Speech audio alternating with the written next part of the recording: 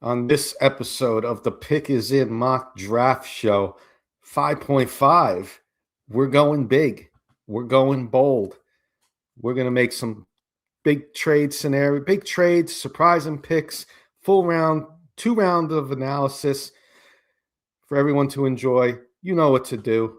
Grab that popcorn, grab that drink. The Pick is In Mock Draft Show 5.5 starts now.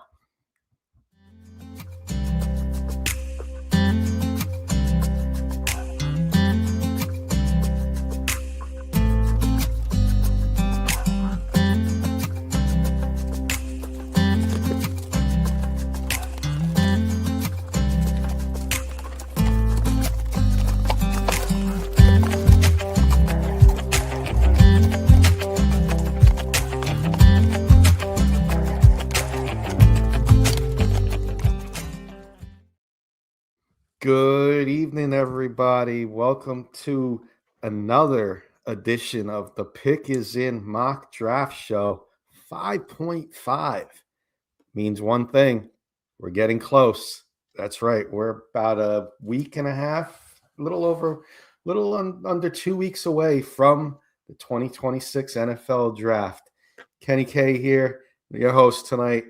My partner in crime to my right, the one and only Trevor Rocketman Salzman. He's along for this ride. How we doing, Trevor? Doing well, Kenny. Excited to be here. And the more and more we get close to the draft, it's crazy because my mind just thinking all day. And it's like the different scenarios that we could possibly see in the draft. I think there's going to be some surprising ones. And we're going to get into that tonight. But looking forward to getting to the draft as well. I mean, feels like it's been a little bit, but I mean, this is my favorite time. And I know it's your favorite time of the year too. So looking forward to break it down and getting into all of our scenarios that we have tonight. I ain't going to lie. I'm not going to lie, Trevor. I'm not going to lie, chat. I'm going to do the number in my head before I make this announcement. So I'm just going to count on my fingers here.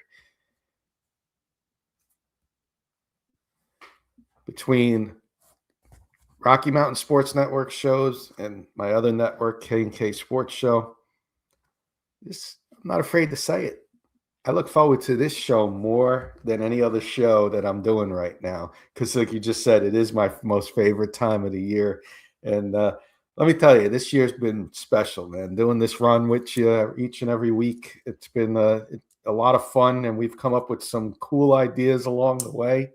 And going to be sad to see this show go until next year, but in a couple of weeks. But we got some other fun stuff lined up for everybody in its place. So, but yeah, this has been fun, and we got another fun one tonight lined up for everybody. Absolutely. And I echo that, Kenny. Well, I'm sure we'll come up. I mean, we've already had some discussions between the two of us of how we're going to fill that Sunday possibly. So, and I think another show possibly too down the road. So we'll see. But no, we got to enjoy the moment right now and enjoy our mock drafts show. And because here pretty soon it'll be the draft show. So looking forward to getting all to it though, my friend.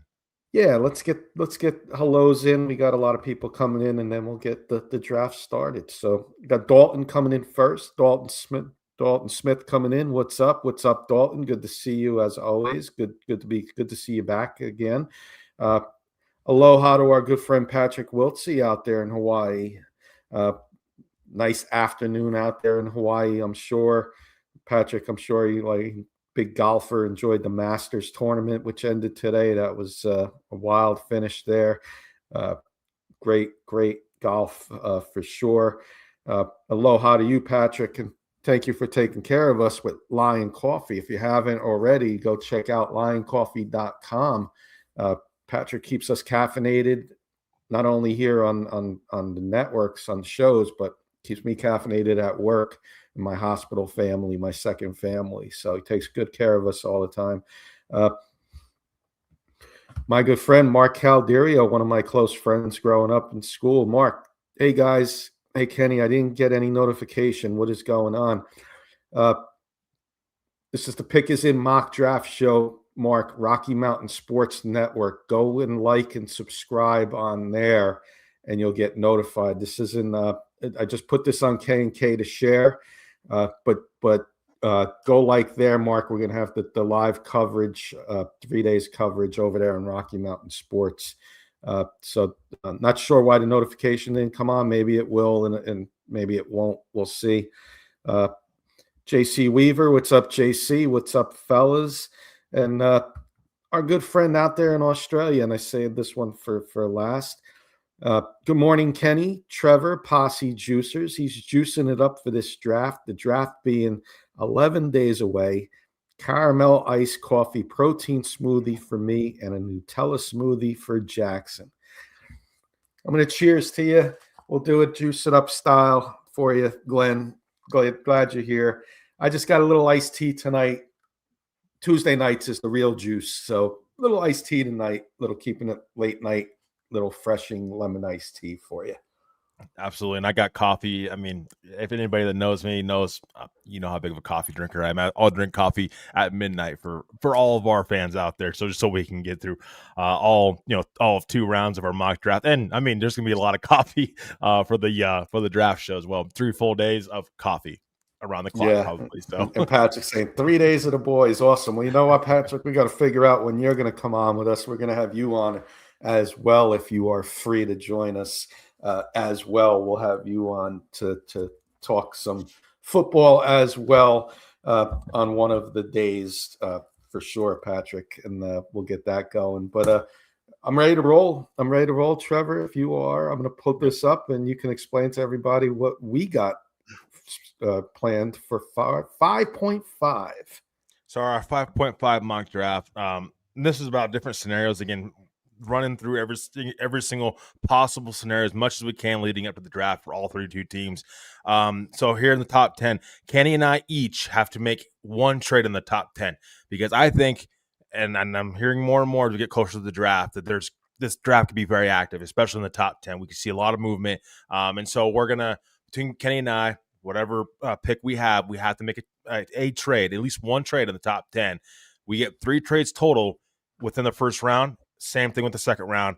But again, the bigger caveat with this mock draft for 5.5, you have to make a trade in the top 10. Got to spice things up a little bit for our audience and for everybody. Because again, realistic scenario, we could see a lot of movement in the top 10. There's blue chip prospects, blue chip players out there in this draft, and teams might be moving up for these guys and being aggressive. So Kenny and I, as we get closer to the draft, we're going to have more of these aggressive scenarios for everybody out there, just to get everybody prepared for what could happen possibly draft night. Glenn might have the line of the night, and it's only 5 minutes into the show. Glenn's going to have to make you an Aussie coffee, Trevor. It'll blow that hat of yours into the Elway poster in the background. Oh, man. And Glenn, by the way, Trevor, I'm going to take the odds. Yeah. And you're going to take the evens because I talked to you. I told you, Glenn has been wanting this for weeks, and I'm going to deliver. I'm going to start the draft, by the way. So if all do, let's get it started.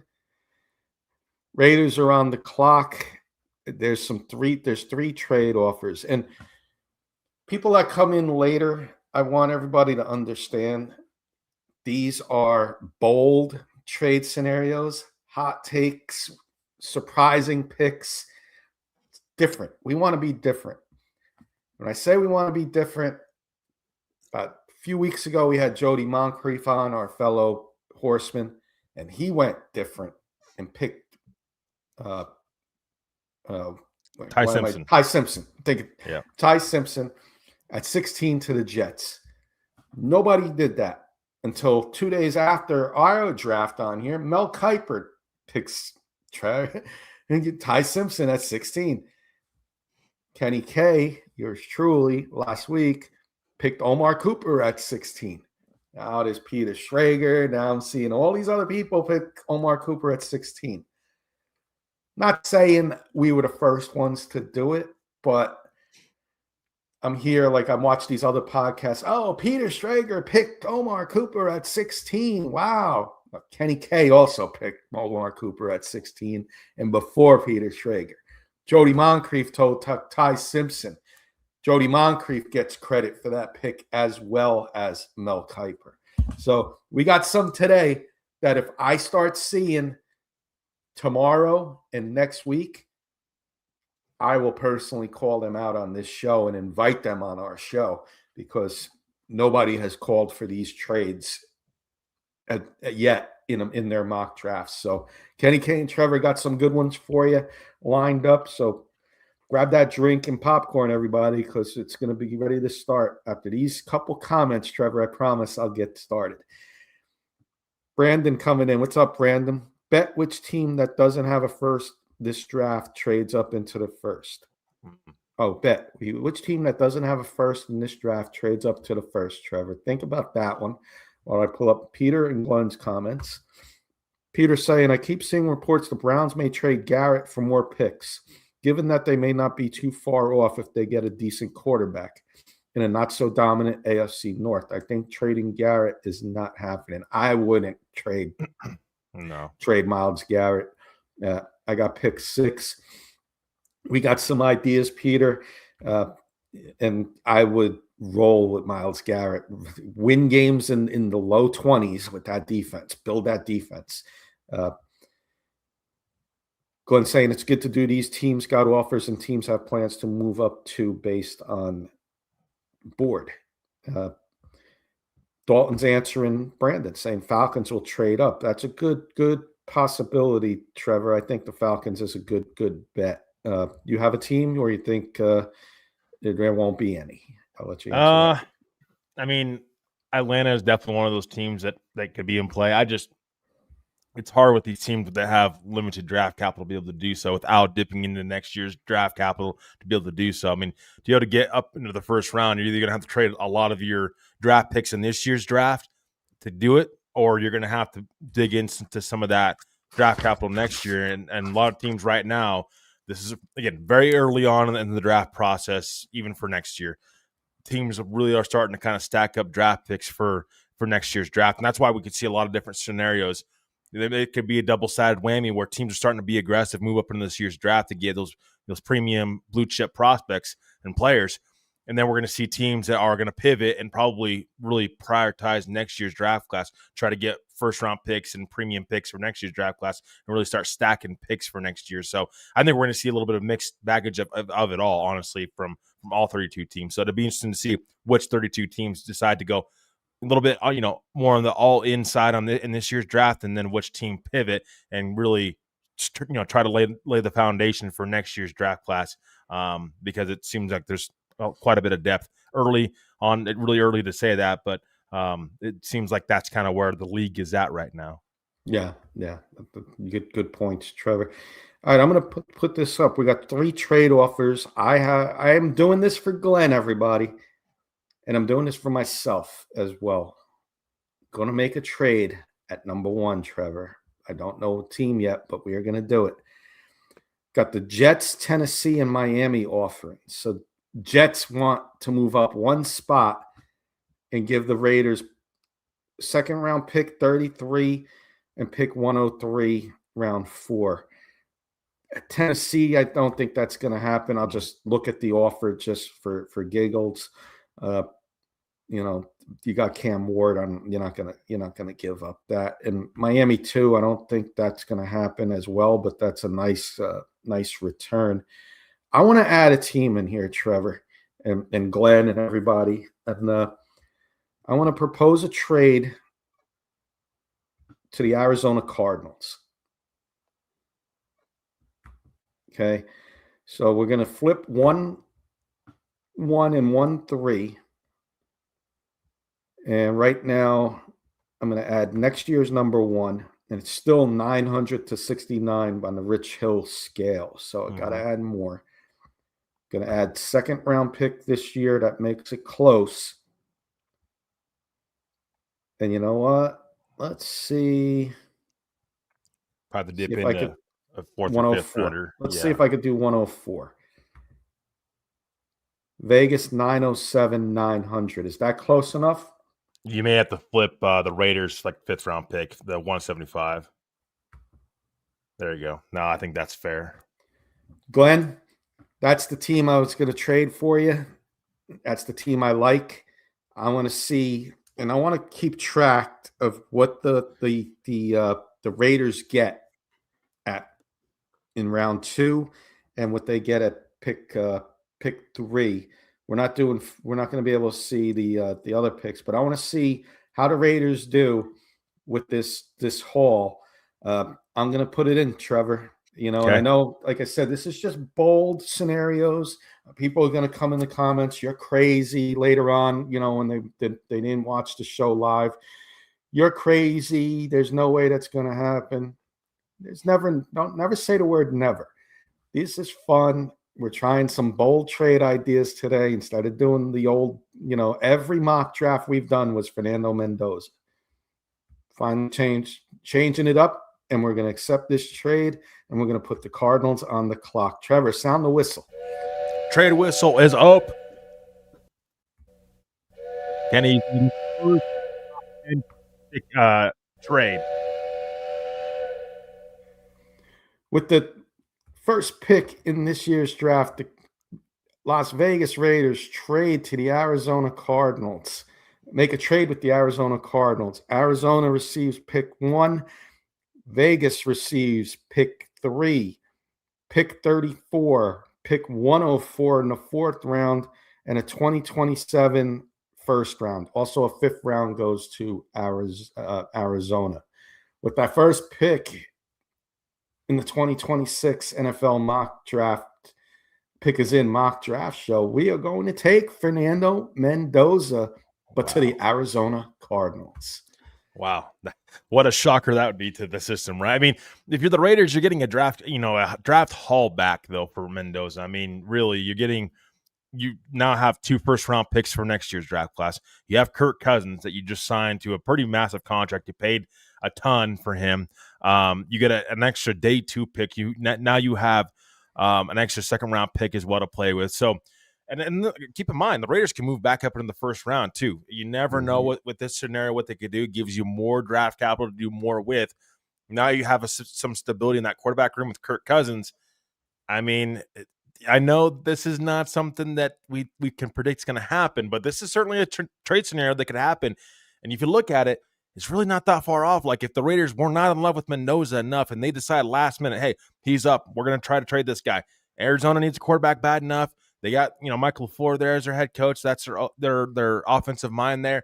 He gets his young quarterback in Mendoza and wastes no time and gets that rebuild in Arizona started out on the right path with the quarterback that he thinks could be the franchise quarterback for the Arizona Cardinals. Kenny, I don't think it's really that far off to think that this could possibly happen if the Raiders decide to, like, shockingly before the draft, think that Mendoza is not their franchise guy long term. What I may have done different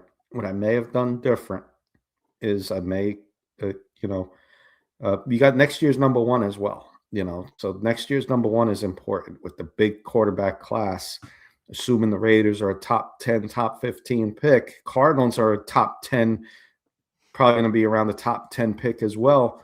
Now you can flip next year for one of the big quarterbacks coming out of the draft if you're the Raiders. Getting next year's number 1 and having their own as well for next year. The Raiders can get one of the big boys next year. Glenn said swap 104 for 27 4th. Good friend Ernie Mays saying hello, Kenny and Trevor. Only waiting for my Broncos picks. Well, we might have a trade later on.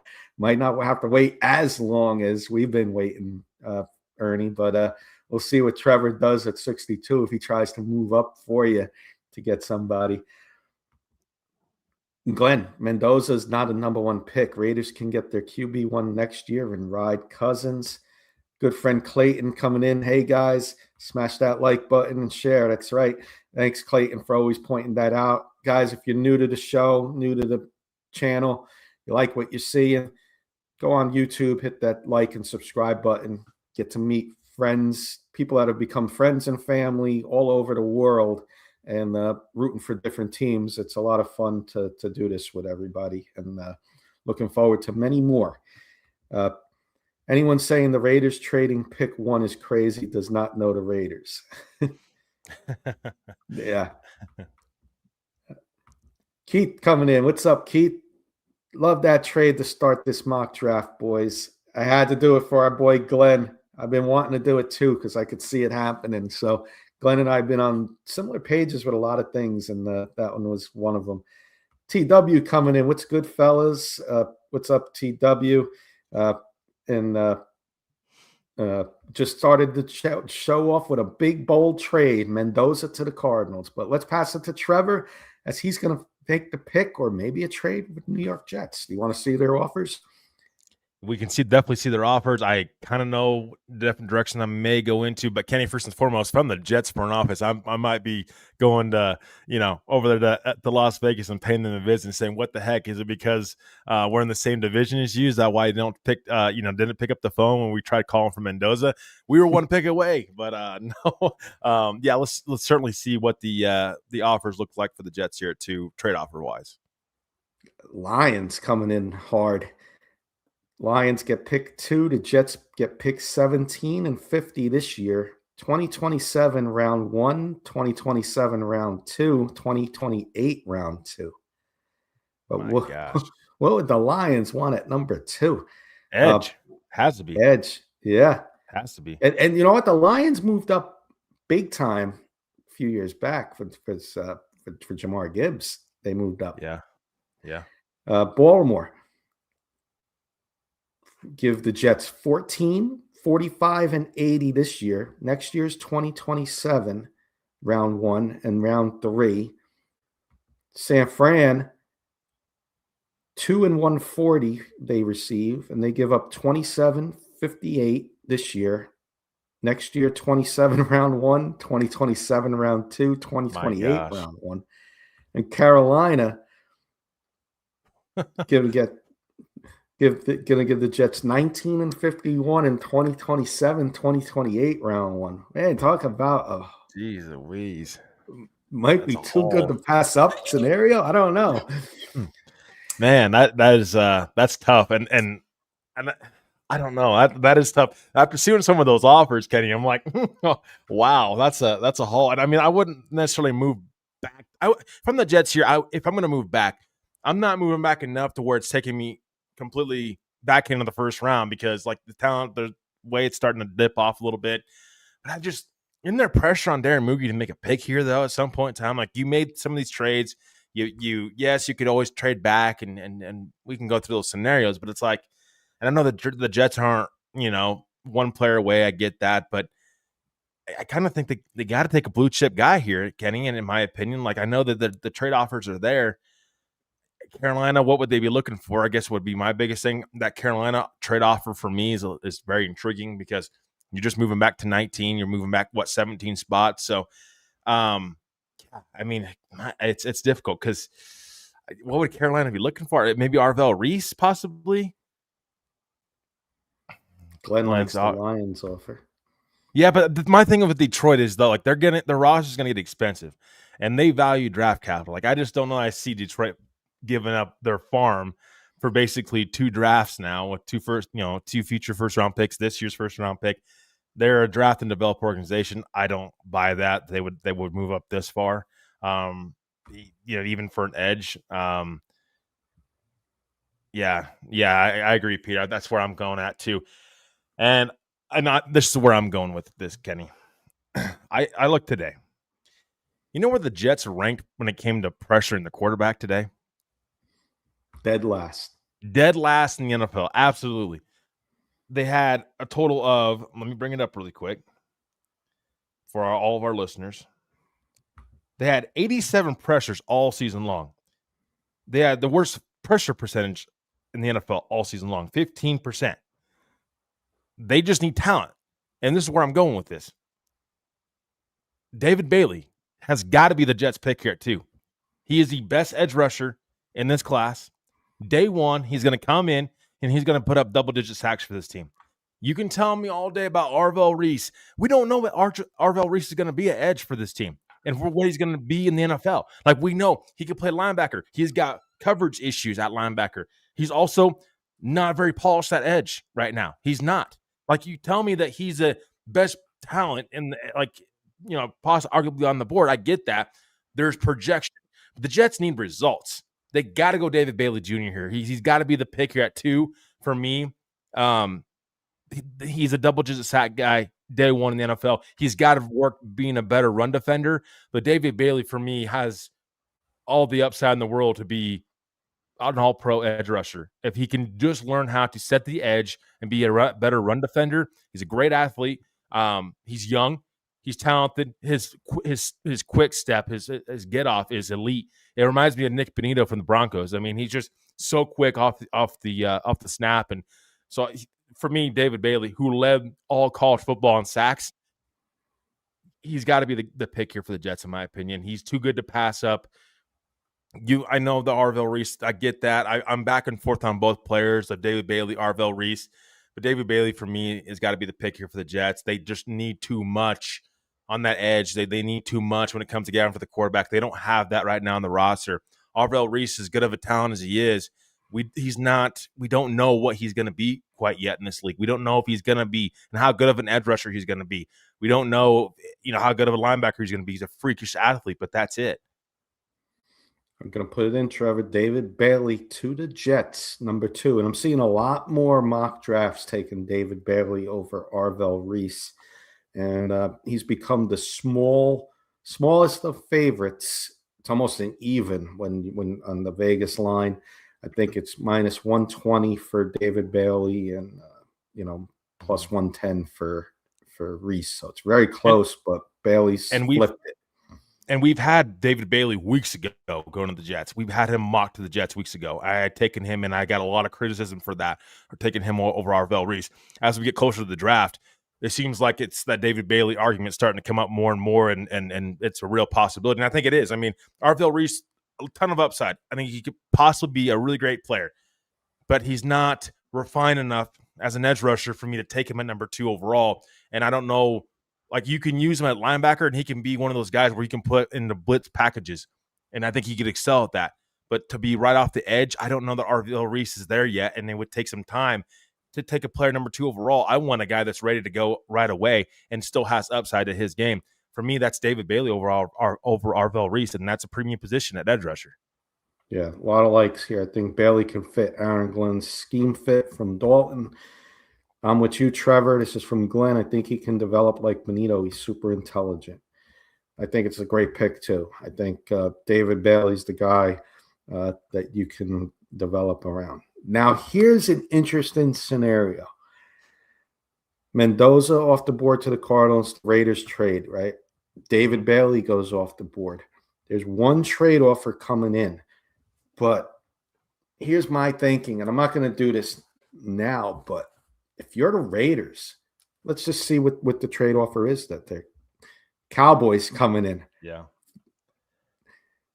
You can get 2 picks in the first round this year at 12 and 20. And all you got to give up is 367 and 117. Now you got 2 first round picks this year. You got Arizona's second round pick, which is going to be an early day 2 pick. And you got next year, you're going to have 2 number 1s. If the Raiders were to make a trade on draft day, don't be surprised if there's a second one. And they could just really, really stockpile draft picks, not only this year, but next year as well. I'm telling you, I'm thinking about it right now. I'm like, do I make my second trade? Right? Do just go Raiders, get 12 and 20. I'm trying to do the math in my head. Like, I'm looking at their needs. Besides, quarterback, does Ty Simpson come into play if I pick 12 to 20? Maybe. Just throwing that out there. Safety, offensive tackle, wide receiver, corner. You can get 2 of those needs at 12 and 20, as opposed to taking the best player available right now, which is Arvell Reese. Man, this is tough. I may bite it. I may do it, Trevor. I may. Yeah. And where the Cowboys are going. I mean, it's got to be Arvell Reese. Is there any other direction the Cowboys could go other than Arvell Reese, though, Kenny? You don't think so? Sonny Styles. I think it's Arvell Reese. Okay. I mean, it's definitely because they are comparing him to Micah Parsons, and they can get their Micah Parsons replacement a year later after trading Micah Parsons. Mm-hmm.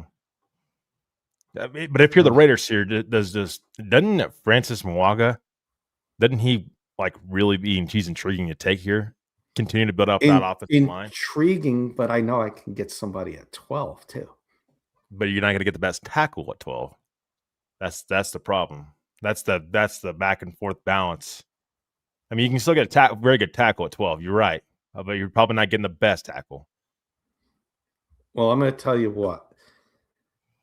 If this was a scenario on draft day, I could see the Raiders trading back, and I want to do it because we're having fun. It's bold. It's bold night. It's crazy night here on the Pickers in Mock Draft Show. We're gonna accept that trade from the Cowboys. We're gonna accept that trade, and we're gonna load up, and we're gonna see what the Raiders got by trading Mendoza. So this is good. We're gonna get 2 first-round picks this year, and we got pick 12 and 20, and then we're gonna have 2 in the second round. So we'll see what 4 players we get for Fernando Mendoza. I'm going to accept this trade, chat, and I'm going to use my second trade in the top 3. I got 1 left for the whole first round, but let's go. Go big or go home. We're accepting it. Sound that whistle. Pray and whistle. Kenny's made his second Raider trade. Kenny, maybe. But big or go home. Cowboys come in and get pick 3. Raiders get pick 12 and pick 20 this year. And move back a few spots, get an extra second round. Let's go. Let's do it, Raiders. But Cowboys are on the clock, and there's no time needed. They are taking their guy, Arvell Reese, at number 3. Wow. Go big or go home. But I'll tell you, I only got 1 more throughout the first round, but I did 2 in the top 10 just for our mock drafters out there, our friends, our family. It's having fun though, Kenny, but it's a realistic scenario. Like Mendoza, okay, we're just throwing that scenario out there. But if you think about it, it could possibly happen. But the Cowboys, I wouldn't be surprised. They were honestly a team when I was sitting there with the Jets at 2. If I was going to trade back, the Cowboys were a team that I think it could have been a team that came calling for the best edge rusher in the class. I mean, or whatever edge rusher they thought was the best one in the class. So I think the Cowboys moving in the top 10. This is a realistic scenario. This is what we're talking about when it comes to teams trying to move into the top 10. I would not be surprised at all. It would be the Jerry Jones thing to do to move up into this draft. He's got 2 first-round picks to use.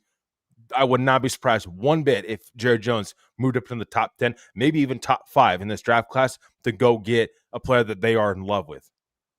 Yeah, I've told about, man, if this happened on draft night, man, how wild would this be? Like, just seeing this board right now, Mendoza on the Cardinals, Bailey, and then Raiders making a splash twice in the top 3 to move back, and Cowboys get in there. This is could be a wild draft, and we're doing this tonight because it's very well could be some top 10 trades this year. So let's see what happens. But Trevor, I got you back on the clock with Tennessee. Yeah, this is tough. Because Tennessee, there's a lot of different directions Tennessee can now go. I mean, the best tackle is just sitting there on the board. I know they got Latham and a couple, like their offensive line. But their offensive line needs issues. I mean, they have issues on that offensive line too. So it's like, I've been here, and you know what? There's a new feature here. Suggested draft pick. Yeah. Number 1 is Ruben Bain. Number 2 is Jeremiah Love. Number 3 is Cardinal Tate. I've been seeing a couple mock drafts taking Ruben Bain, saying that he's a Robert Salah type of guy. Yeah. You want to see the trade offers? Let's see what you got to make a top 10 trade still. Let's see. Miami, pick 4, get 11 and 43.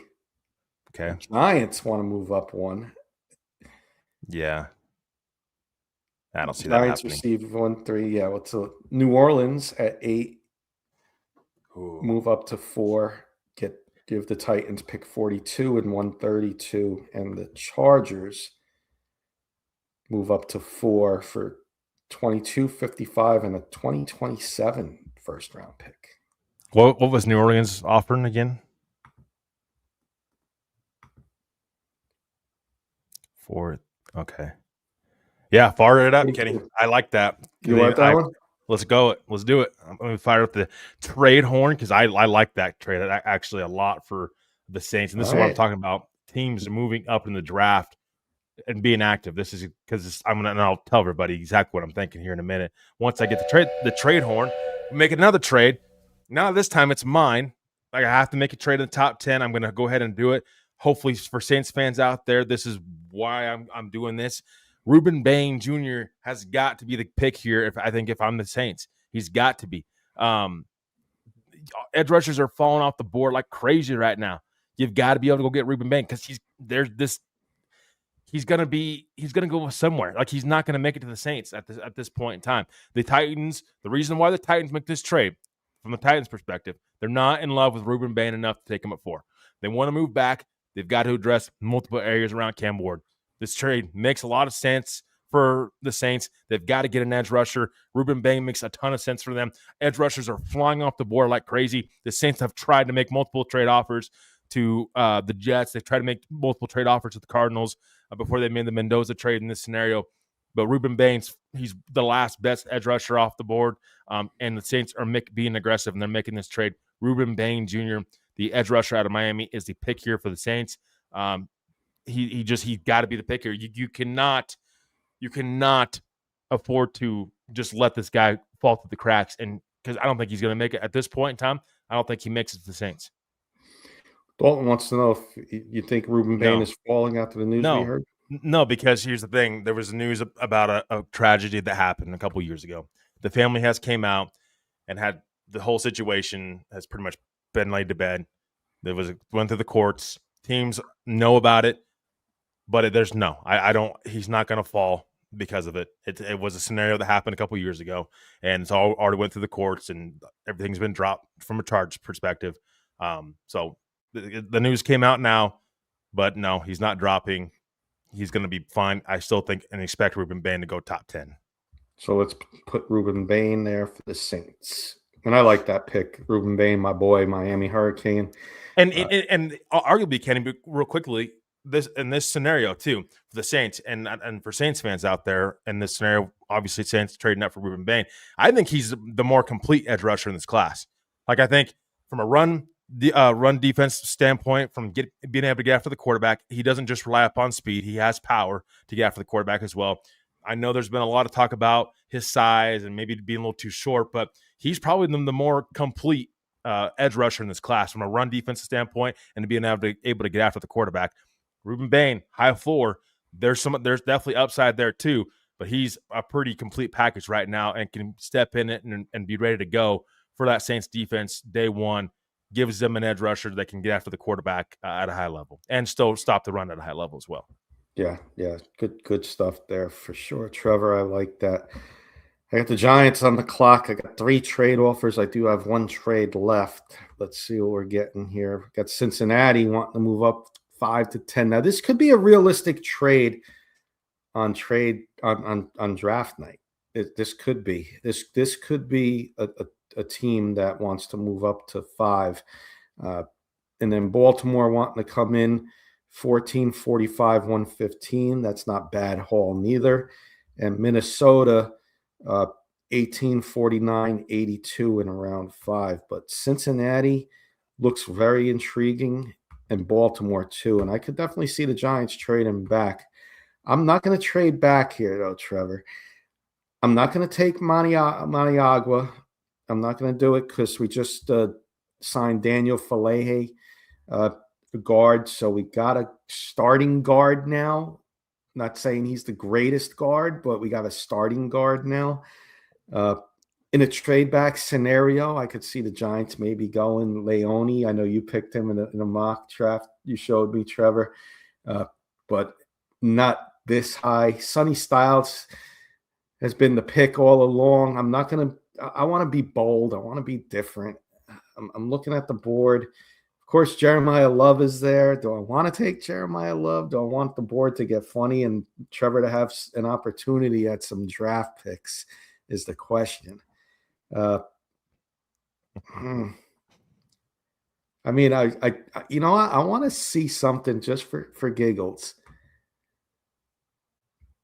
The Cincinnati trade, I want to propose a trade, but I want to see what Dexter Lawrence's value is, just for giggles. So A partner that I'm thinking of, Trevor, Bengals come to mind.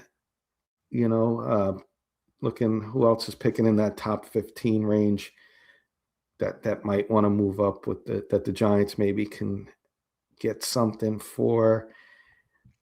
Let's just pick a team, Trevor. I'm going to pick the Dolphins just to see what happens if I offer Dexter Lawrence to the Dolphins for 15 and only 15. I just want to see what the value is. So we get an idea if we want to try and offer Dexter Lawrence. So I want to see 11 rather. Yeah. But you have your fifth. You have the fifth overall pick in there too. Oh, I don't know if that's going to give you great value. We'll just. Why can't I remove this? Yeah, I think you have to try to remove 5 again. Not letting me. Okay. The player trade in this is a little off sometimes. So yeah, I don't know. Yeah, it gets a little fuzzy. I just wanted to see. You know what? You know what am I going to do? I'm going to do this. I'm going to take. Anybody coming up with some ideas here? Well, I could throw a scenario out there for you. You have it on pick trade, Kenny. Get out and select a trade. And do your third and final trade, and you're not even out of the top 10 yet. No, I'm not. And this is why, ladies and gentlemen, we have a cap when it comes to trades, because you know what? I am going to cap it off because I like the Bengals offer, and I think that's realistic. So I want to do. You know what? And I don't care. It's going to be my third and final trade. It's my team, the Giants, and I could definitely see this happening for sure. Let's put the trade up again. I like this getting pick 41 and only having the Giants don't have a third round pick. So instead, you still don't have a third round pick, but you're getting a high second round pick, moving 5 picks back. There's at least 3 players I think that I'll have a shot at one of those 3 at 10 that I like, that are all, I think, too rich here at 5. So you know what? Sound that trade. We're going to do it. Bengals are coming up to 5, Trevor. Wow. And I ended my trades in the top 5. Let's go. Trade whistle, or the trade whistle is coming once again. Kenny's abusing this trade whistle, and we're not even out of the top 10 but yet. Kenny, this is fun. This is exactly what could happen. This is the whole purpose of doing this, is because there's could be quite a bit of activity in the top 10. And like I mentioned before we even started this thing tonight, we've already seen 3 trades now, top 10. I mean, it's crazy. Yep. And so we're going to put the Bengals on the clock here. They have needs at edge, linebacker, safety, interior lineman. They got a lot of defensive needs, corner as well. I'm going to have them moving up for the linebacker, Sonny Styles. The board is going edge, edge, edge. They need to jump up to get the best defensive player on the board and the last guy in the top 5 that people have mocked. So give them Sonny Styles at 5. I think they jump up and they're happy with that pick. So Sonny Styles to the Bengals, Trevor. Wow. That's a heck of a pick for Cincinnati. I mean, they obviously are working to try to redefine that defense, picking up Jonathan Allen this past offseason. They lost Ray Hendrickson. So we'll see how that Cincinnati defense shapes up, but they certainly need more help at linebacker. They could always use that. I would be interested to see if they address secondary as well. I think secondary is a big need for that team. But you can't go wrong, I think, with a guy like Sonny Styles. If not, again, does he make it to you down the board? Probably not. So this is the whole plan of, hey, team's going to be aggressive. To go get blue chip guys that they think are blue chip players. And Cincinnati just add them to the list as one of those teams that's doing so. I did this trade thinking too, Trevor, and I'm going to have fun on my Giants show. I'm going to have mock drafts there too. I do a Giants podcast on my other network. But I did this trade thinking trade back down to 10, but what if? And there's always a what if. What if Dexter Lawrence gets traded? Now we got 2 picks in the second round. We can definitely address possibly defensive tackle at 37 or 41 now. So that was my thought process, and we'll see what the Giants get at 10, which Trevor will be making that pick now. But Sonny Styles to the Bengals, I think that's going to be the pick for sure, and that's where we went. Peter saying Cincy could use O-line help as well, and that was that's a very good point, Peter. That's the other. That could be the other. If they were to move up, that could be value your quarterback Joe Burrow type pick. Go get the best guy at 5. So, but we took Sonny Styles, and but I would not count that out. That's putting you on the clock with the Browns, Trevor. They got a bunch of trade offers coming in. Texans want to move up a bunch, give 28, 38, and 59. Okay. Chicago wants to move up as well. Browns will get 25, 57, next year's number 1, and 129. Detroit wants to move up 17, 50, 118, and around 4 next year. And Carolina wants to move up for 19, 51, 83, and around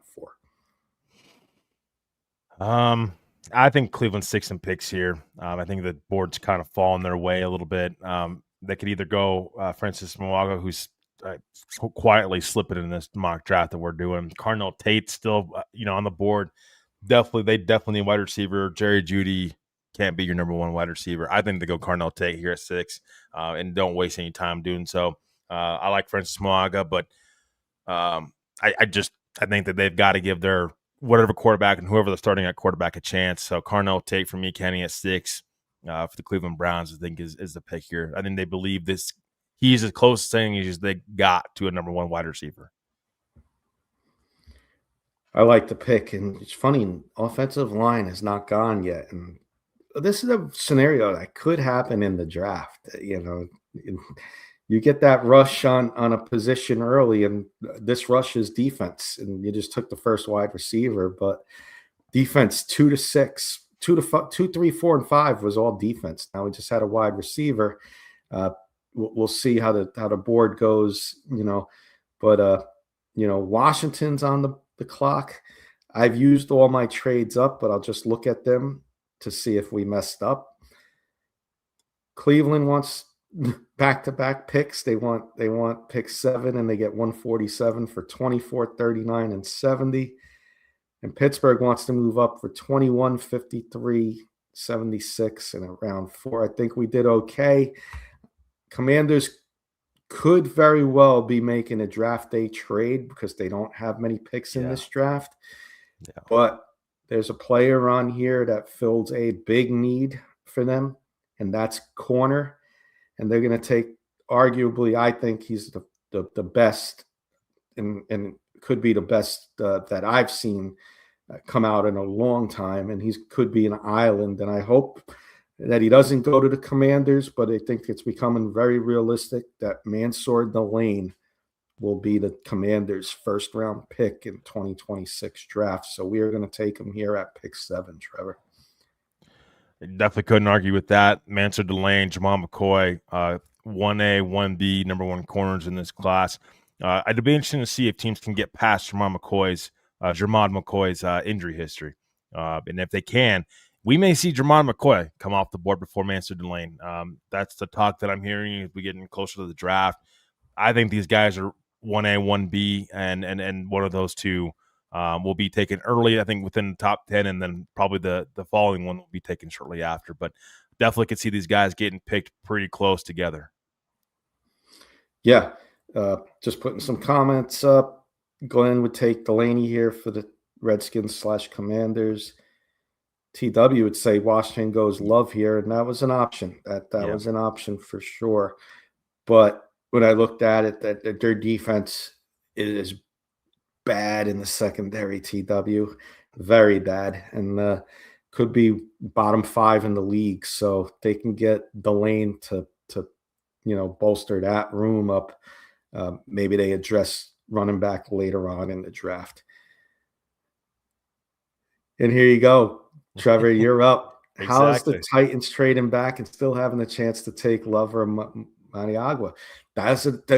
You see it happen all the time. You see it happen all the time. A team trades back. I was thinking the Giants in my head. And I was like, there's three guys that one of three guys is going to be on the board for the Giants at 10. And looking at the board, it's like, Bengals traded up. Are they going to take Jeremiah Love, Browns? They gets by the Commanders. We might have a chance at one of our two guys if you're the Titans. So, Trevor, I'm not going to take your pick away, but I think I know one of two guys you're going to take here. So, take it away. Yeah, I mean, if you're the Titans, perfect scenario right now. I think if you you want to see trade offers? Yeah, we can throw those out there. I don't think they're going to move back though. With how the board is probably falling their way. Giants want to move up. Chiefs want to move up. Yeah, Philly. Yeah, I don't see it now. No, I think the Titans are sticking and picking here, and what a great scenario for Tennessee moving back and still the board falling the way it's fallen. I'm also going to throw another dark horse guy out there. Viga Leone is another player that I'm considering here if I'm Tennessee. You may say it, wow, that's really high. They need offensive line help, and I'm sorry, you're going to have to help Cam Ward out more than just weapons, and that's weapons also on these offensive line. But I will say, it's hard to pass this player up. And I'm going to go Jeremiah Love here, 8 to the Titans. I think it makes a ton of sense for them. They get another playmaker alongside Cam Ward. But it was really hard to pass on Mwago and even Leone there. Leone there at 8. I mean, be able to fix that offensive line has got to be a priority for the Titans in this year's draft. Amazing scenario for the Titans. They get extra picks and they move back 4 spots and they get extra picks and they get their guy all along. And it's one of those gambles you take, but it's also one of them things like, hey, if we move back 4 spots, there's 3 guys we like at that spot. We're going to get one of them. Well, they got their top one in Jeremiah Love. And that was a great job by you making that trade and moving back and getting Jeremiah Love at 8. Great job. Titan maximum 239. Titans fan Titan, I'm going to guess. But appreciate you coming on. How about Jeremiah Love at 8? What do you think there with the trade back? Still on the board there. You get your running back. Would love to know, you're saying Monroe Freeling. Would love to know some guys you're interested in if you are a Titans fan. And downs to the Queens. We got the Chiefs on the board. Not the Q. We could say the Q with the Q, as Glenn put it. So just look at the trades. I can't make a trade. I used mine up. Detroit would move up here. That would probably be for offensive line.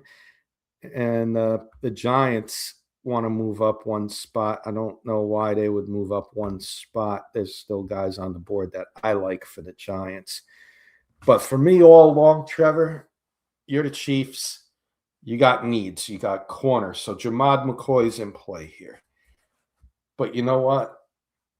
Your franchise quarterback, your best quarterback in your team history, got hurt last year.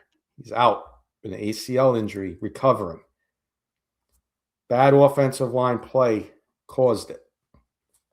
You got the best offensive tackle on the board at 9. Didn't have to trade up. He is legit, and I hate this from my Bronco fans, but Benito and Cooper and anybody else out there in the AFC West, you're going to have a hard time getting around this guy. And he's going to be a brick. He's going to be a wall for Patrick Mahomes, and he's going to be a protector. Francis Maniagua to the Chiefs at 9. Wow, that's a steal for the Chiefs too. Best offensive tackle possibly in this draft when it's all said and done. Bronco fans got to be squirming a little bit after Mwaga falling this far. And Kenny ain't going to lie. If he fell on one more pick, he was a Giants pick there at 10. hmm I was one Or of the yeah, three, so I'll tell you yeah. the other two after you pick Mhm. that I would have went with but you have the Giants at 10, and I'll show you teams making trade calls. The Lions been trying with everybody, Mhm. 17 and 50, and the Chargers 22, 55, and 123. I think the Giants stick and pick here. Man, this is difficult. There's 3 players, Kenny, Mm-hmm. that I'm thinking right here. Caleb Downs, he's Mm-hmm. 1. Jamal McCoy's 2, and Mm-hmm. Leone is my third, my final Okay. one, third. Um, man, I mean, the Giants need secondary help. They do. They need it pretty bad, and they were not able to get Mansard Delane. He already went. I'm gonna. This might be a shocker. I'm gonna go with Jamal McCoy, 10 to the Giants. Give them arguably one of the best corners in this draft class.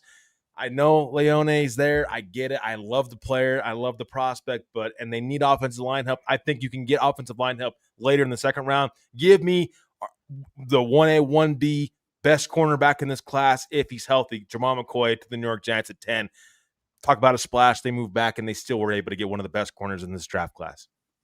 Love that pick. He was one of my 3. Caleb Downs, Jermod McCoy, and the way the board is, and by having multiple visits, Makai Lemon could be in play at 10. But I'll tell you why I like this.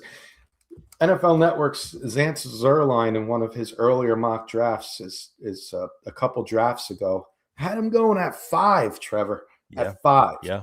So, these guys make bold predictions like we do. He had Jermod McCoy at 5, so that caught my eye. I would not have an issue with Jermod McCoy at 10. I like it. My order I would have picked them in would have been Caleb Downs, Jermod McCoy, Makai Lemon, but right there, 9, 10, and right there, take it all day. NFC East is a hard division to cover wide receivers. You need a lockdown corner, and might have one for the next 5-7 years. Like it. Mm-hmm. Ernie's giving you a B minus. Moving up with the Giants. Wow. I love it. That's like an A+ for Ernie. So we just finished our top 10 with some bold moves. I'll recap it. Fernando Mendoza, big trade to start the show off. Arizona Cardinals select them. David Bailey went to the Jets. Cowboys moved up. I used my second of 3 trades. Arvell Reese is the pick there. Ruben Bain, Trevor made a move to the Saints. Bengals move up to 5. Sonny Styles. Carnell Tate, Mansour Delane. Titans get their guy at number 8 and get an extra couple picks out of the deal. Jeremiah Love.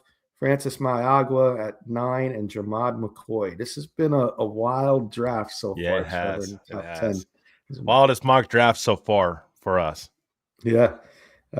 Glenn's giving us a prediction, and I think I may go that route. Dolphins have a lot of needs. I'm not even going to look at the trades. My trades are up. Jermod McCoy taken. Ain't going to be corner. Interior lineman could be in play here. Yep. Wide receiver could be in play as well.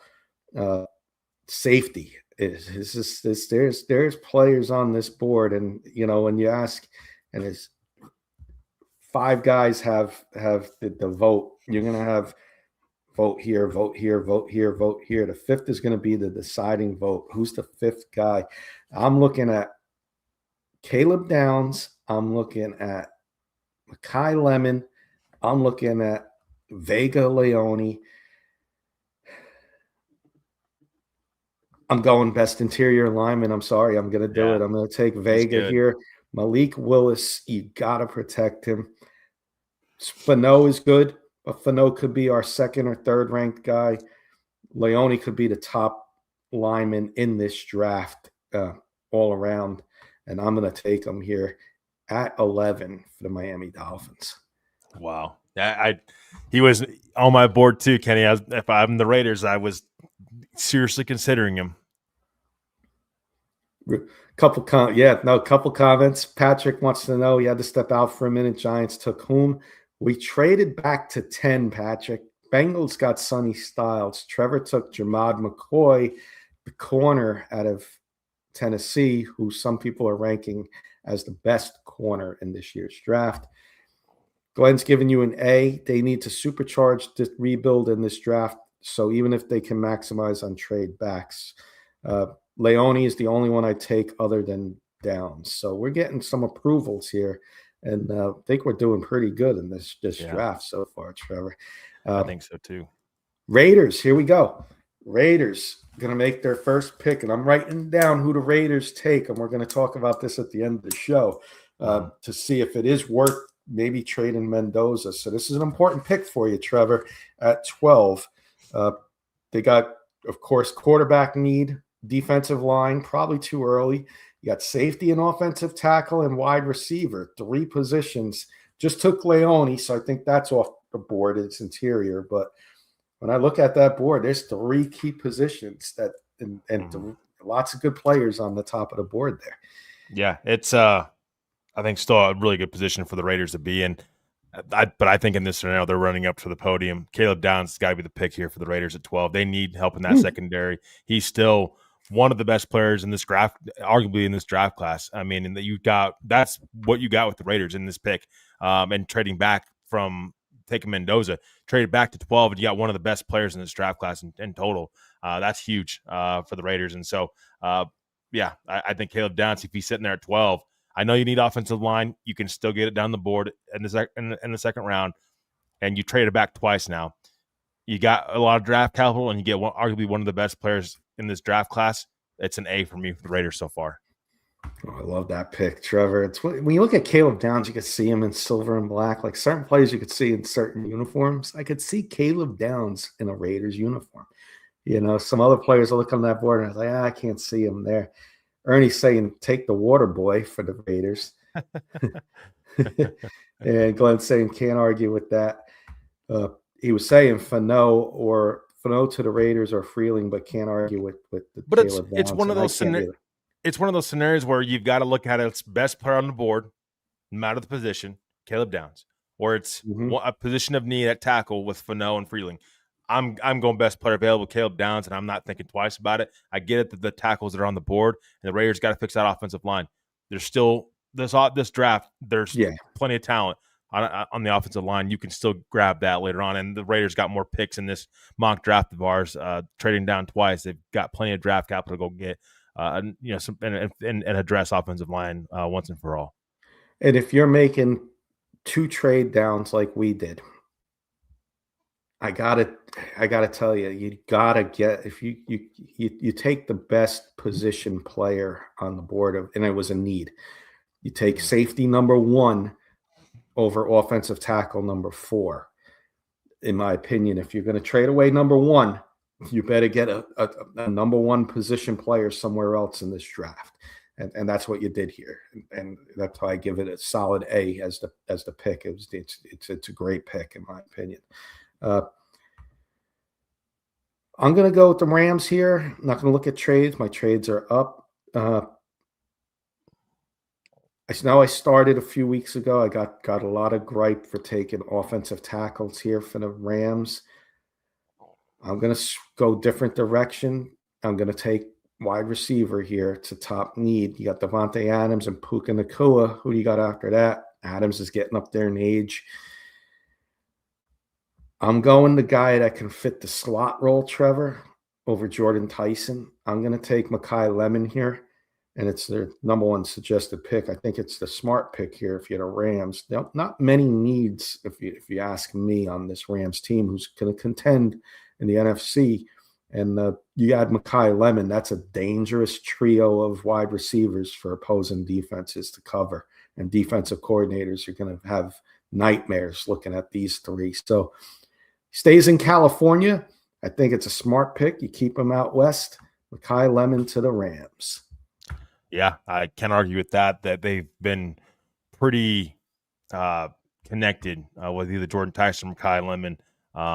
Offensive line could definitely be in play there for them as well. But I do think, other than Devontae Adams, Puka Nacua, you have nothing else from a weapon standpoint at wide receivers. You've got to be able to reinvest in that wide receiver room, and you get a young player like Mekhi Lemon here. I can't argue with that at all.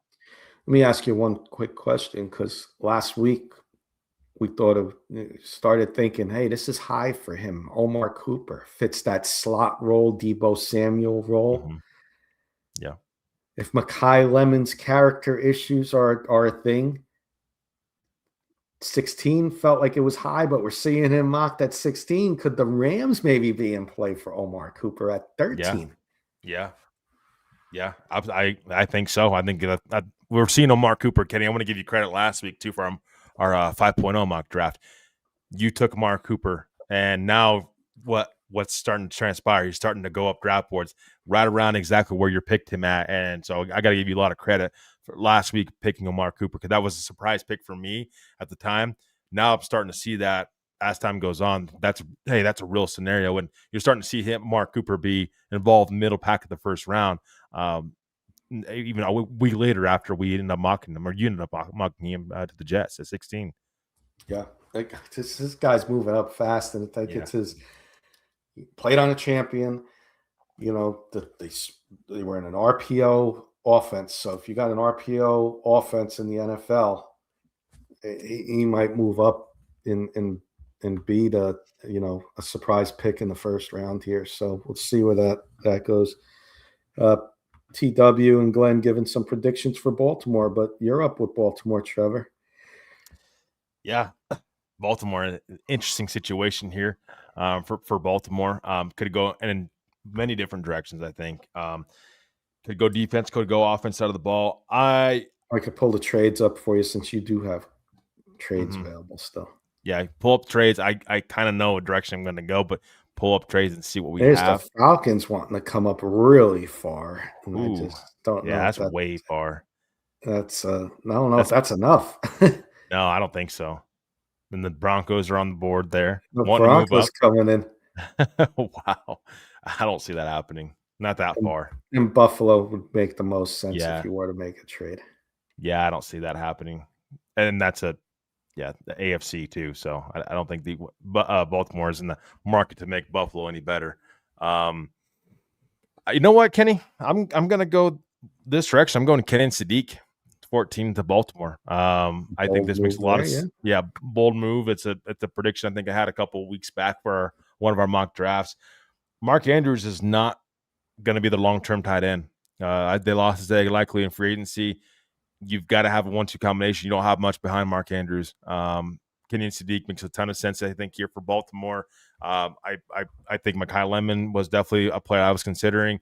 Jordan Tyson was a player I was considering. Mark Cooper was a player I was considering. But I think you've got to help your tight end room. Other than Mark Andrews, you don't have much there. And you've got to be able to give Lamar Jackson some more weapons. What better scenario for Kenny and Sadiq to walk into Baltimore with one of the best quarterbacks in the NFL leading that offense and have one of the best running backs in the NFL when he's healthy, Derrick Henry, on your team as well. I think it's a win-win scenario for Sadiq and for Baltimore both. Yeah, that's a great pick. I couldn't disagree there. Like you said, Mark Andrews is not the most healthy tight end out there. So, you get his replacement. And they've always had Isaiah Likely, and you get Isaiah Likely's replacement immediately. Yeah. So it's like, so that's a smart move there. And they can move off of Mark Andrews. Essentially, it's a 1-year contract with Mark Andrews. They can essentially move off of him after this coming season, or for next season, I should say. They can essentially move off of him and it not be too much on their cap and actually save them some money. So Mark Andrews, I mean, maybe there one more year. He's not their long-term tight end. So that's why in this scenario, Kenny Sadiq would be the pick here. If my phone didn't die, this could be a trade back spot for the Buccaneers looking at the board. But since the phone died, I can't take any phone calls till the phone charges up, which will be in the second round. Just looking at the board, ranked number 11 and 12, number 2 and number 3 offensive tackles are still on the board. It's not a need for Tampa Bay. Tampa Bay could be getting some calls here, Detroit and, the Raiders at 20 in this mock because we made that trade earlier. Just some teams that, and further down the line, you got the Steelers that may come calling. This could be a trade spot if this was a live draft. But we have to make the pick for the Buccaneers. And I do think this is a little too early for CJ Allen or any of the true linebackers. So we're going to go edge rusher here. And that's going to leave me two guys that I like. I like Akeem Mesidor. The problem with Mesidor is age. Do I want to pick a 25-year-old when season starts in round one this high at 15? Or do I want to go with a guy who's got maybe some upside, a little younger? I like his size. I'm going to go with the younger guy here. I'm going to go Keldrick Falk. I'm going to tell you, it seems to fit like Todd Bowles type of system. Played at Auburn down south, played against good competition. Give me the edge rusher out of Auburn, 6'6", 276. Love the size. That's going to be the pick for the Tampa Bay Buccaneers at 15. Wow. Yeah, definitely can to argue with that. I think we've had that in previous mock drafts, and edge rusher needs to be addressed in Tampa Bay. That's been a constant issue for them since Shaq Barrett ended up leaving there. Peter wants to know, how is Spencer Fano still there? Patrick, any Hawaii players getting drafted this year? I don't know. I don't know what to take a peek there. If anything, maybe look at their offensive line. You get some of the big Samoan type of players down there in Hawaii. So they usually go to, Oregon, Penei Sewell. They usually go to the West Coast teams, but maybe Hawaii's got a little sneaky one in there, Patrick. I'll have to do some research for you. And TW is going to go Tyson or Falk here. But you have the Jets on the clock. This is definitely need to take a look at the trades here, I think, for the Jets. New England ain't going to happen. We can't. No. Jacksonville wants to move into the That's first way too round. far. Give up next year's number one. So does Denver. Yeah. And Green Bay. All second-round teams. You can propose a trade to somebody. Get creative. Yeah. Show you who's on the clock. Who's behind them? You got the Vikings, the Panthers, the Raiders, Steelers, Eagles, 23. Give me. This is tough. I'm thinking of a couple scenarios here. What are you looking at? Team that needs an offensive tackle with these tackles on the board? Yeah, that's what I'm thinking. Fano's fallen, and so you got the Panthers. Yeah, the Lions are definitely. Give me the Eagles, Kenny. Give me the Eagles. Yep. So I think this is a tackle spot for them. Well, actually, no. Cancel that. They need edge really bad. Man,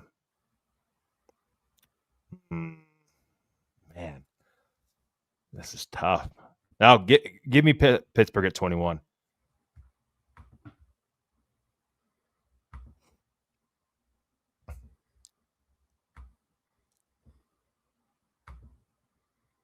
Okay, so probably gonna throw a third in there too. They don't have to give up too much. It's 305, 261. Throw a third in there too. Throw a third. That's probably what it's gonna take. Okay. Maybe 85 instead of 76. They have 3 third-round picks, so maybe 99. Okay, that's perfect. 99's fine. Yeah, that's fair. Yep, I think it's a fair offer. Anything else here? Or just this? Nope. I think that'll work just fine. Jets move slightly back. They get some more draft capital. The guy they want there, there's Omar Cooper there. There's Jordan Tyson, but the Jets, in my opinion, this is a team that can continue to stack draft capital, and I think they get an extra third-round pick, an extra top 100 pick. Steelers move up. They're taking Spencer Fano here at 16. They're taking the tackle. They need offensive line help, and this is a team that I think definitely addresses that right now. Spencer Fano falling, and you got to get it right in front of Detroit too, who would have definitely taken tackle, I think, in my opinion, in this scenario. That's just why if you're Pittsburgh, you've got to move up and got to go get the tackle. You got approvals there from TW and Glenn. Peter wanted you to accept that Broncos trade. Well, that's pretty far back for the Jets, though. That's the only thing. No, it's a good pick, and I think you're going to see a run now. Here comes the run. It's going to take as the Lions are on the clock, and there's only one This is besides, there's a couple of safe bets out there, and I think a safe bet in this year's draft is the Lions are going to take offensive line in the first round. Now the only question is, you just took Spencer Fano off the board, and that's probably who I was going to take for the Lions. I'm not going to lie. Exactly why I did that. Penei Sewell and Spencer Fano. Lions may be trying to move up if that's the case to make sure that they can secure that. But you know what? This guy smells when I look at a guy that would be Dan Campbell's pet. I look at this guy, and it's not Monroe Freeling, but it's the guy a little further down the board here, and Caden Proctor, 6'7", 352. Beast of a young man. Put him on the other side of Penei Sewell, and I think the Lions may have something. So I'm going to do it. I'm going to take Caden Proctor here at 17 over Monroe Freeling. Wow. Maybe a little bold over Monroe Freeling, who's a little higher ranked, but the upside there, the size, just smells Dan Campbell. When I look at like guys that Dan Campbell likes in the trenches, Caden Proctor smells that. Right. Freeling or Terrell to Detroit. Proctor from Glenn to Detroit. Glenn and I share the same. We're in the same war room, by the way. Glenn's online right here. Like he's sending the pics in to me, so. But no. So you're on the clock. You have one trade left, and Minnesota's on the clock at 18. Lots of mocks taking, safety here, some interior linemen maybe. Maybe it's a little too soon for defensive line, but it is a need. Yeah, I'm going to go. I don't think they waste any time here for Minnesota. Dylan Thiemann has got to be the pick here at 18. I know that safety's been constantly mocked to them, but it's a real need for this team, and I just don't see how they pass that up with Thiemann and even Emmanuel McNeil-Warren also being on the board. Those two are definitely players that would be in this scenario would be in play for Minnesota, but I don't see how they pass up taking a safety there in this scenario. I'm glad with you. Thiemann to Minnesota. All right, I got Carolina. Carolina, again, Spencer Fano, Caden Proctor. He skipped over Minnesota, but here comes the last offensive tackle of the three in a little mini run here in the teens, late teens, as Carolina takes the offensive tackle out of Georgia, Monroe Freeling, at pick 19. Wow.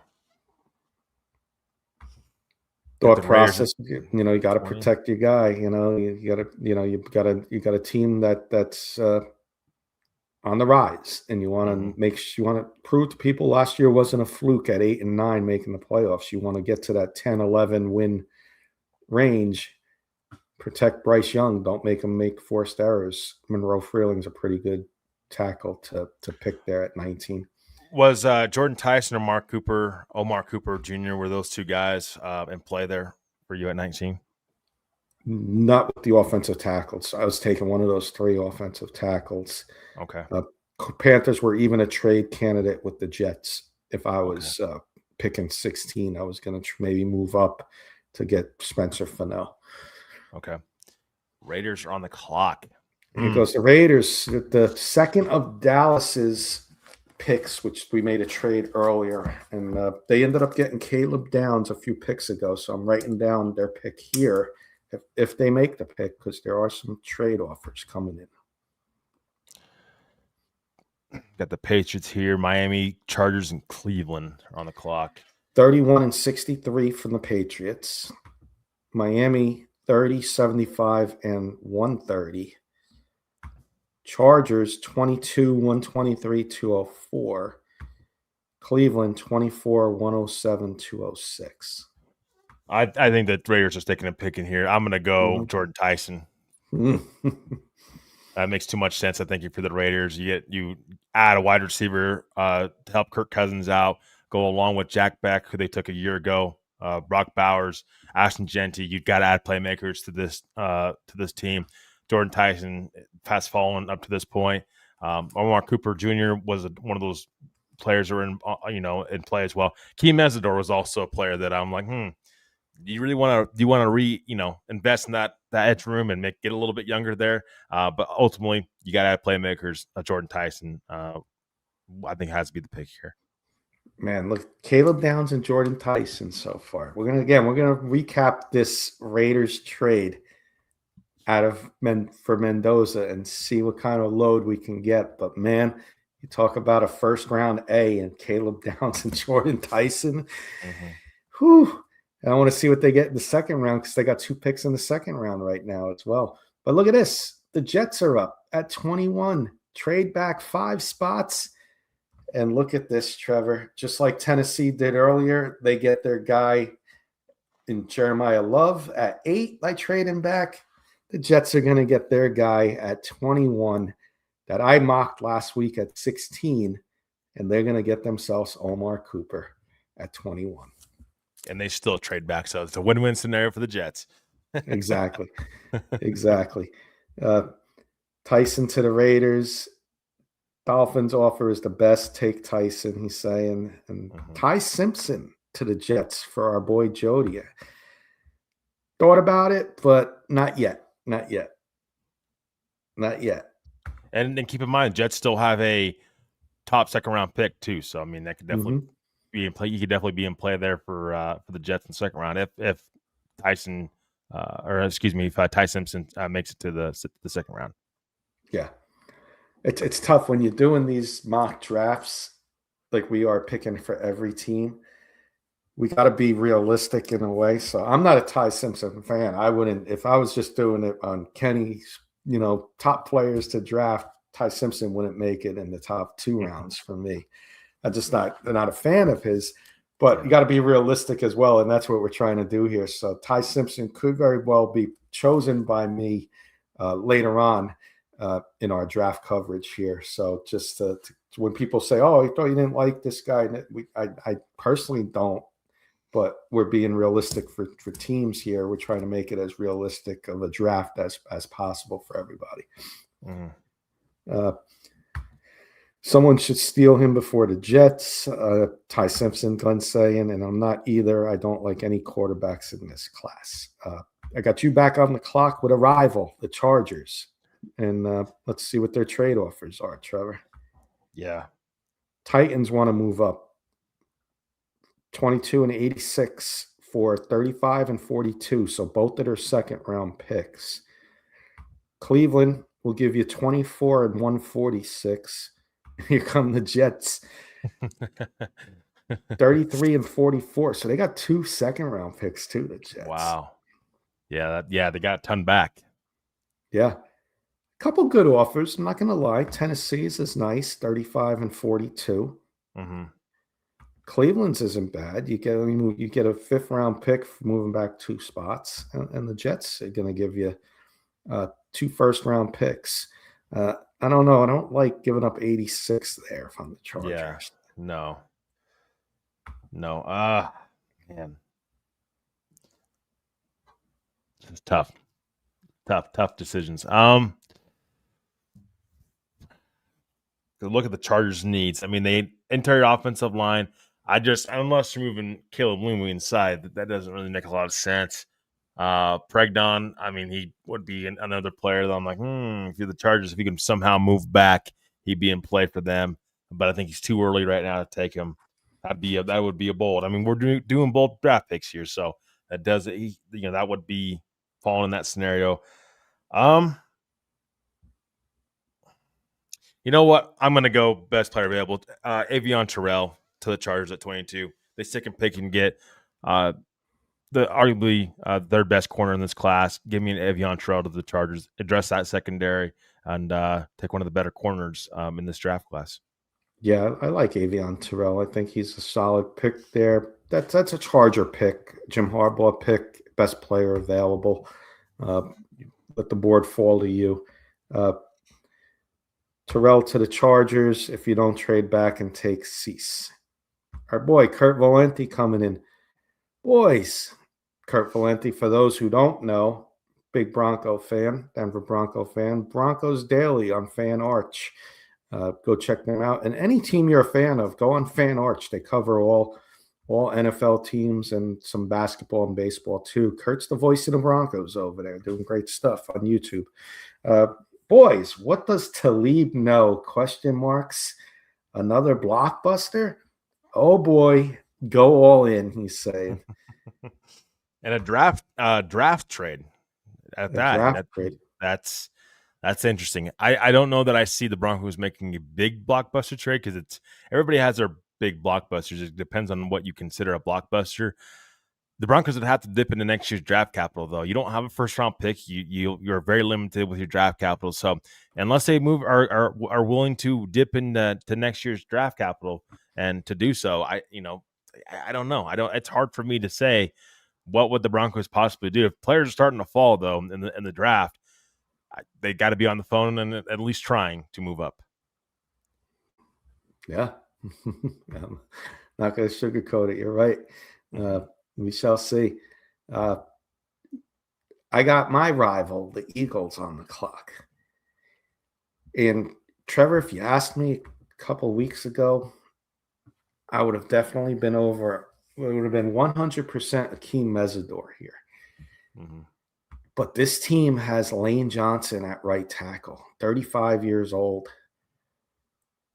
Injuries lately, there's two offensive tackles on here. That makes sense. Caleb Lomu and Blake Miller. But Akeem Mesidor makes sense as well. Yeah. If you're the Eagles, you're not picking again until late second round. What do you value more? Do you value trying to get to the opposing team's quarterback, or do you value protecting your quarterback? I got to protect the quarterback, Jalen Hurts, Trevor. I got to do it. Now, my question would be Caleb Lomu or Blake Miller. I personally like Caleb Lomu better, so I'm going to go Caleb Lomu to the Eagles here at 23. Pick could very well easily be Akeem Mesidor as well, but I'm going to value protecting my quarterback and blocking for Saquon Barkley. Okay. Yeah, I mean, I could definitely see that. I think that's probably more of a longer-term move, too, for the Eagles. I mean, like you just said, Lane Johnson, probably final year, of him playing football. We'll see. I've said this, and I've preached this multiple times. They've got to address edge rush at some point. So if they ain't doing it now, Ty Roseman better be aggressive in the second round because they got to address edge rusher. They have nobody really on that roster they can get after the quarterback at a high level. And at least last year they struggled with that big time, and they really haven't done much to get better in their edge rusher room. They've got to go edge rusher. I probably would have went Akeem Mesidor slightly in that scenario just because they've got to be able to address pass rusher and get after the quarterback, especially in that division. But can certainly understand the Lomu pick longer term, trying to protect Jalen Hurts. Glenn saying Lomu to the Eagles for sure. Anthony Manzano coming in. How about Emmanuel McNeil-Warren for the Eagles, Trevor? Anthony, I think you're a first-timer here. Please put the team you root for, if it is the Eagles or if it's somebody else, but that's a great question. I'll let Trevor answer first, and then if I have anything to add, I'll add. But Emmanuel McNeil-Warren, Trevor, to the Eagles? Yeah, I mean, I think that he's definitely in play. Another one of those players that are in play for them. Mesidor, Warren, I would say I probably would still prioritize pass rusher a little bit more over safety. But, I mean, yeah, they need, other than Quinyon Mitchell and Cooper DeJean, they've got troubles in that backfield too, and that secondary. So Marcus Epps is one of your starting safeties. I mean, I think Emmanuel McNeil-Warren makes a ton of sense, I think, there for the Eagles. But don't count out them possibly adding that later in the draft. I mean, this is still a good cornerback and a good safety class, in my opinion. So some really good corners and safeties out there for the Eagles to add later in the draft, and specifically safety, obviously, in this scenario. Anthony's a Dolphin fan. Welcome, okay. Anthony. I'm going to do for you. I'm going to pull up who he took for the Dolphins because I know you probably just came in. So and then you can give us your thoughts and who you want the Dolphins to take at 11 would be my question to you. Trevor, while I'm doing that, if you want to explain to Anthony and everybody else, we got a Pick Is In draft show 3 days coverage, and there's only one way they can, they can follow us on YouTube. But if you can pull that up, Trevor, or just tell everybody about it real quick, and I'll get Anthony our Dolphins pick, and we got another one coming up soon for him. Yeah, so we have our annual Pick Is In draft show coming up. 3 full days of coverage. We got you covered from round 1 all the way to round 7. All 32 teams, all of our analysis. We're breaking all of the positions up into groups of all 4 of us. It's me, it's Mr. Kenny Kirkpatrick, who's on screen with me. It's Keith Brugman, and it's Jody Moncrief. We'll have you covered here on Rocky Mountain Sports Network, and we'll also probably share it to K&K as well, possibly. But we're doing 3 full days of coverage. We'll have live guests, giveaways, everything. Please make sure to like, share, and subscribe. You don't want to miss it. I promise you, we've grown this draft show over the last several years, a couple years that I've done it. We've grown it every single year. From the first year I did it, the second year I've done it now. This is going on my 3rd year of doing this, Kenny's 4th year. But we've continued to grow the show more and more over time. We would love for you to be a part of our community, and we'd love for you to chime in the chat as well throughout the show and join us for 3 full days of coverage. I promise you don't want to miss out. And welcome, Anthony. As you can see, my wall, I'm a Giants fan, and Trevor's a Bronco fan. We got fans all around in here hanging out with us as well. So appreciate you coming in. We have a Saints fan that's with us, fans from all over. So he's giving Anthony, thanks for the feedback. Honestly, I like the Vega pick, but I would have preferred if you chose Monroe Freeling. Monroe Freeling's getting a lot of love. My thought process was, Anthony, for me personally, I like Freeling as well, and Trevor knows this. I am high on Freeling, but I think if I'm ranking offensive tackles, I think I'm ranking it Maniagua 1, Spencer Fano 2, Monroe Freeling, Caden Proctor 3A, 3B, as opposed to interior lineman Vega Leone number 1. Yep. I can get the number 1 maybe overall lineman was my thought process there. So this is bold. We're making some bold moves, some surprising picks. That could be a surprising pick, but offensive line could be definitely in play for the Dolphins one way or the other, Anthony. I do agree. Got to protect your quarterback and, create holes for Devon Achane. He's saying because of the fact that I can't trust Austin Jackson to stay healthy and we need a right tackle. Yeah. Fair point. I mean, there's definitely, your whole offense, the Dolphins' whole offensive line can be revamped, to be honest with you. Patrick Paul, Austin Jackson. You could go tackle, you could go interior offensive line. I think you go best offensive lineman available. I don't think this is the tough part. You can't go by position. Tackle or guard or interior offensive line. You got to pick best offensive lineman available and build your offensive line through straight talent, not necessarily just tackle premium, of course. But you, again, like Kenny said, Leone being one of the best offensive linemen in this class, the fact that he got to 11 is actually quite surprising because I was thinking about taking him up with the Titans earlier when we did the trade down scenario. So. Anthony, and then I got a question for you because we do have Bronco fans in here, including Trevor. Anthony said there's reports, and this is a great comparison, though. If you're being compared, Vega's being compared to Quentin Nelson a few years ago, where he can be drafted in the top 10. Quentin Nelson is fallen a little bit, but monster. And if that's your pro comparison, sign me up all day. Anthony, Glenn would like to know how you feel about the Jalen Waddle trade.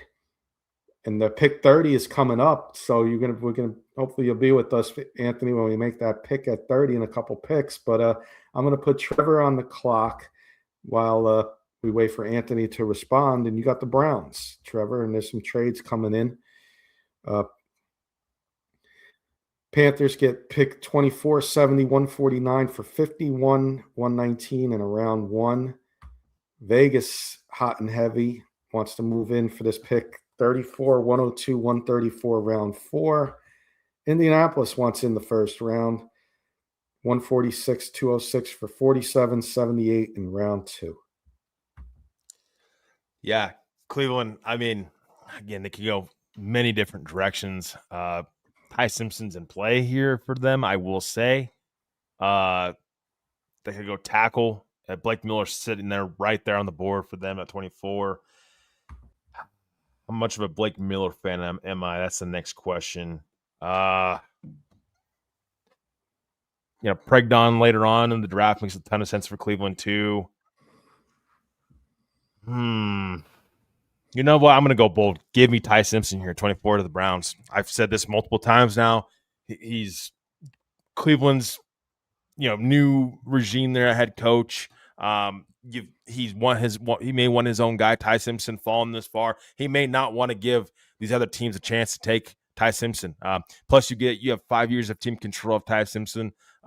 Taking him in the first round might be a little high, but this is where I think we start the watch of Ty Simpson here, Kenny, and people watching out there. Ty Simpson, would I take him first round? Maybe back into the first round, but if you are that in love with him, you got to take him. You got to take him. And I think Cleveland, new regime there, head coach, offensive mind, Ty Simpson, you got to get your quarterback at some point in time, right? And so Ty Simpson here, 24 to the Browns, I think makes sense. Makes a lot of sense. You got Cardinal Tate, you need a quarterback to throw him the ball, and Todd Monken takes over. Anthony's happy they cleaned house. He's tired of their loser mentality from the franchise. Win-win from TW, good even trade. Anthony, I don't think they need a running back No. this early anyway. No. How about a pick swap with the Dolphins, 30, A-Chain for 24 in their third round pick? I think you can get more for A-Chain if A-Chain is available. And Browns got Judkins. I don't think they're gonna. And they got Dylan Sampson from a year ago, so they doubled up last year. So I don't think running back's a position that they're going to look at in this year's draft. I could see you getting more for A-Chain for sure. I wouldn't trade A-Chain either. I wouldn't trade A-Chain. I would invest in him and build around Devon A-Chain. Yeah, that's the thing. I wouldn't move A-Chain if I'm the Dolphins. I'm paying him long term, be that guy. He's young, 24 years old. He's explosive. Build an offensive line. Continue to build that roster out and get your franchise quarterback whenever that is. Maybe that's Malik Willis. Maybe that's you get that in next year's draft. Maybe get that in this year's draft. But I would build around Devon A-Chain. I would not look to trade him. I'm more with Anthony, but there's two sides to the Ty Simpson. He's saying he thinks it's a reach. I'm not a fan of Ty Simpson neither. I wouldn't waste a first round pick on him as well. But if it was next year's draft class, you're looking at Ty Simpson as a second round pick. Because it's a weak draft class, he goes this early. And Browns history, do they want to take a shot on somebody who's a question mark? I don't know, but it may, I could see the Browns doing something like that though. Mm-hmm. But then you're getting Peter, who loves to pick. Sanders isn't it. Biggest need on their roster, in my opinion. Yep. And they did nothing at quarterback. They did nothing at quarterback, so that's something to keep in mind. Like they are obviously didn't do nothing at quarterback and for a reason. I mean, either they're going to go draft a quarterback early on, or they're going to roll with the same quarterback room from last year with Dylan Gabriel and Shedeur Sanders. Mm-hmm. Mm-hmm. All right, let's put me on the clock with the Bears. The Bears got some defensive needs at the top of their list: edge, defensive line, and safety. We haven't seen any interior linemen go off the board yet. Top two on mock draft heroes: Peter Woods and Caden McDonald. I like Caden McDonald a lot, but there's an edge rusher and a safety that I am in love with. One being on my team, the Miami Hurricanes, my college team, and two being a guy that I absolutely love and I think will be a day one force on their defense, and Emmanuel McNeil Warren. I'm gonna go. I think it's time. This is a good spot for him, Trevor. He falls because of his age, but pair him on the other side of Sweat, Montrez Sweat, and give the Bears Akeem Mesidor here at pick 25. I think it's time. He fell a few spots. I think it's time to take Akeem Mesidor. Yeah, I agree with you. Manny McNeil Warren was definitely in play there too. If I was picking there for the Bears, but yeah, got to address pass rusher and continue to build up that defense. So Anthony's thinking that A-Chain could be on the move. He doesn't fit the criteria what Sullivan and Hafty want in their place. They want for big, physical, and fast, and Devin's not that. He's fast, not fit, but he's yeah, fast. He's fast. He's great. If he gets an online though, he's one of the better rising running backs in this league, in my opinion. I mean, if you can just build an offensive line and get him a quarterback, I mean, he's one of those pieces. I just don't think you move. I mean, not at least not right now. Give him 2 years. If in 2 years you want to move off of Devon A-Chain, fine. But he's freakishly talented, and you've got to have talent on that team at some point in time. You can trade draft picks and players all you want, but you've got to be able to build something and give fans some sort of hope. And Devon A-Chain, for me, gives fans some sort of hope on that team. Yeah.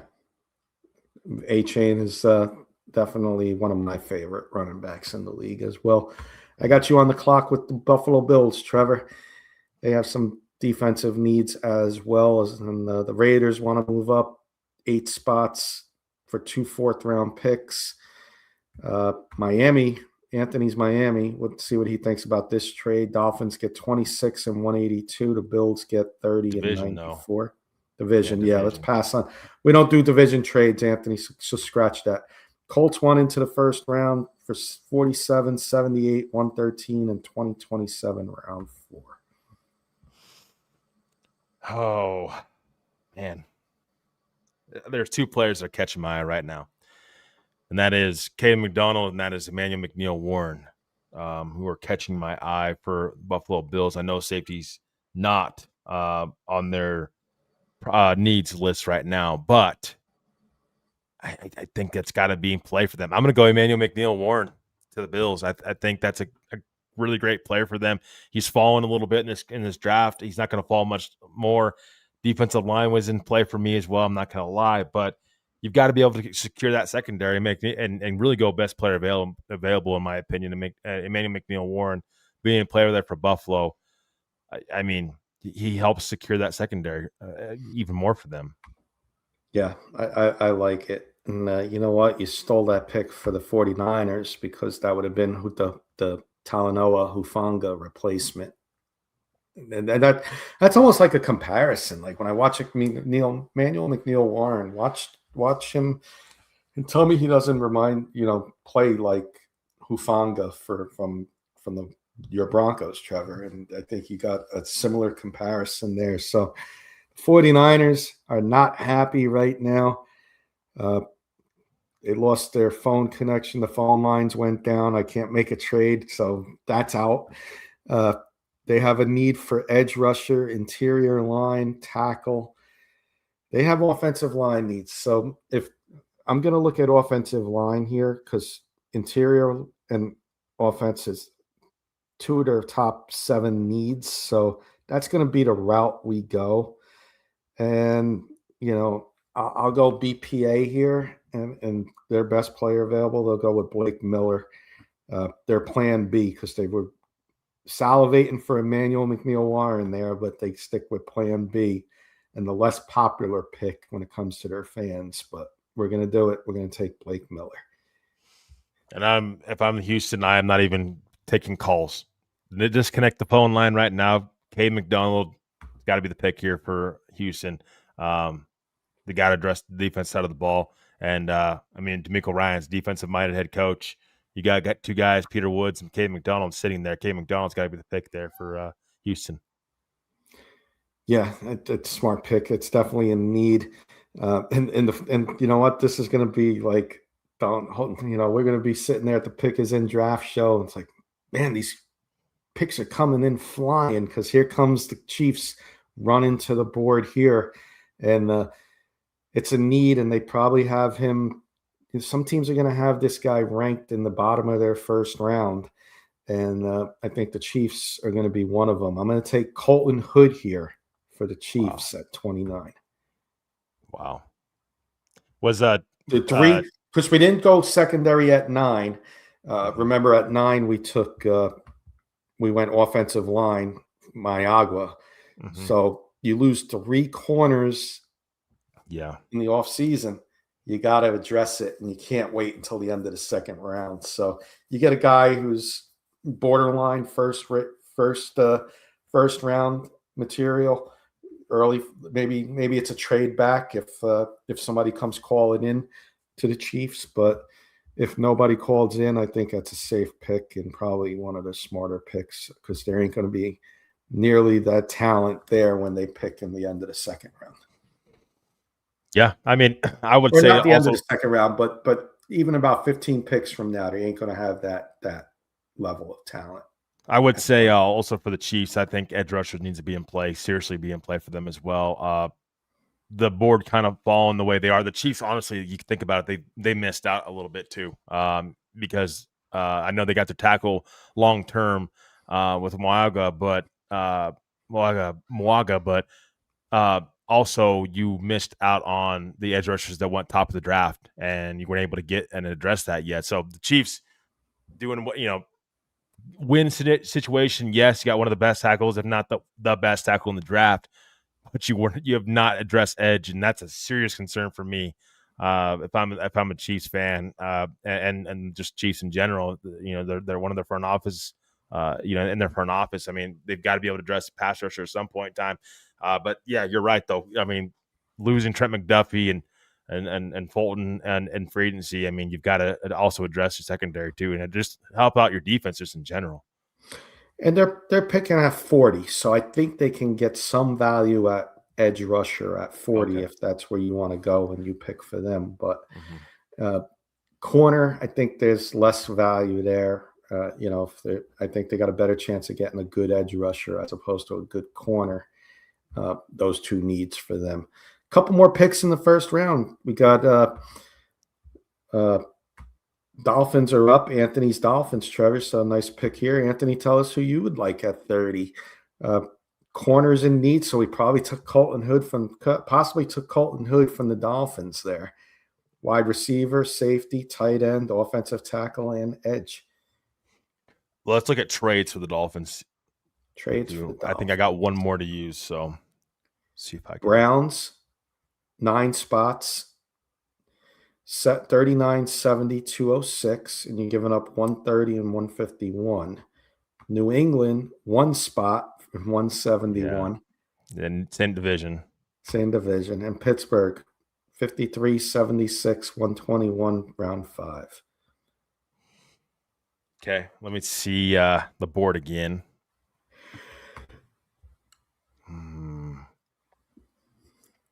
This is getting tough because I think with Miami's situation, like who do we take at 11, Kenny, for Miami?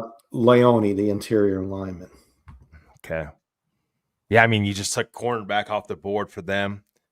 A wide receiver, I get that, but can you not get wide receiver in the second round? Like if you And move they down, got picks coming up yeah, at 43. 43, yeah, And I think they got another one.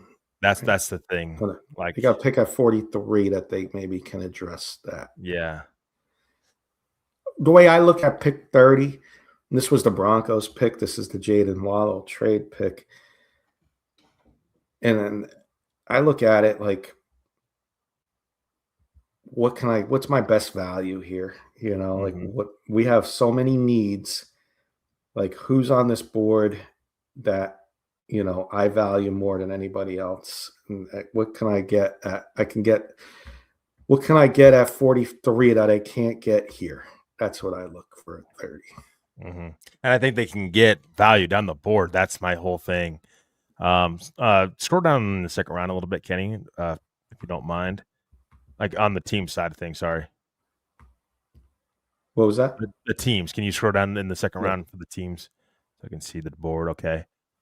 Um. Hmm. Man. Thinking here. I'm thinking because I have one more trade to use.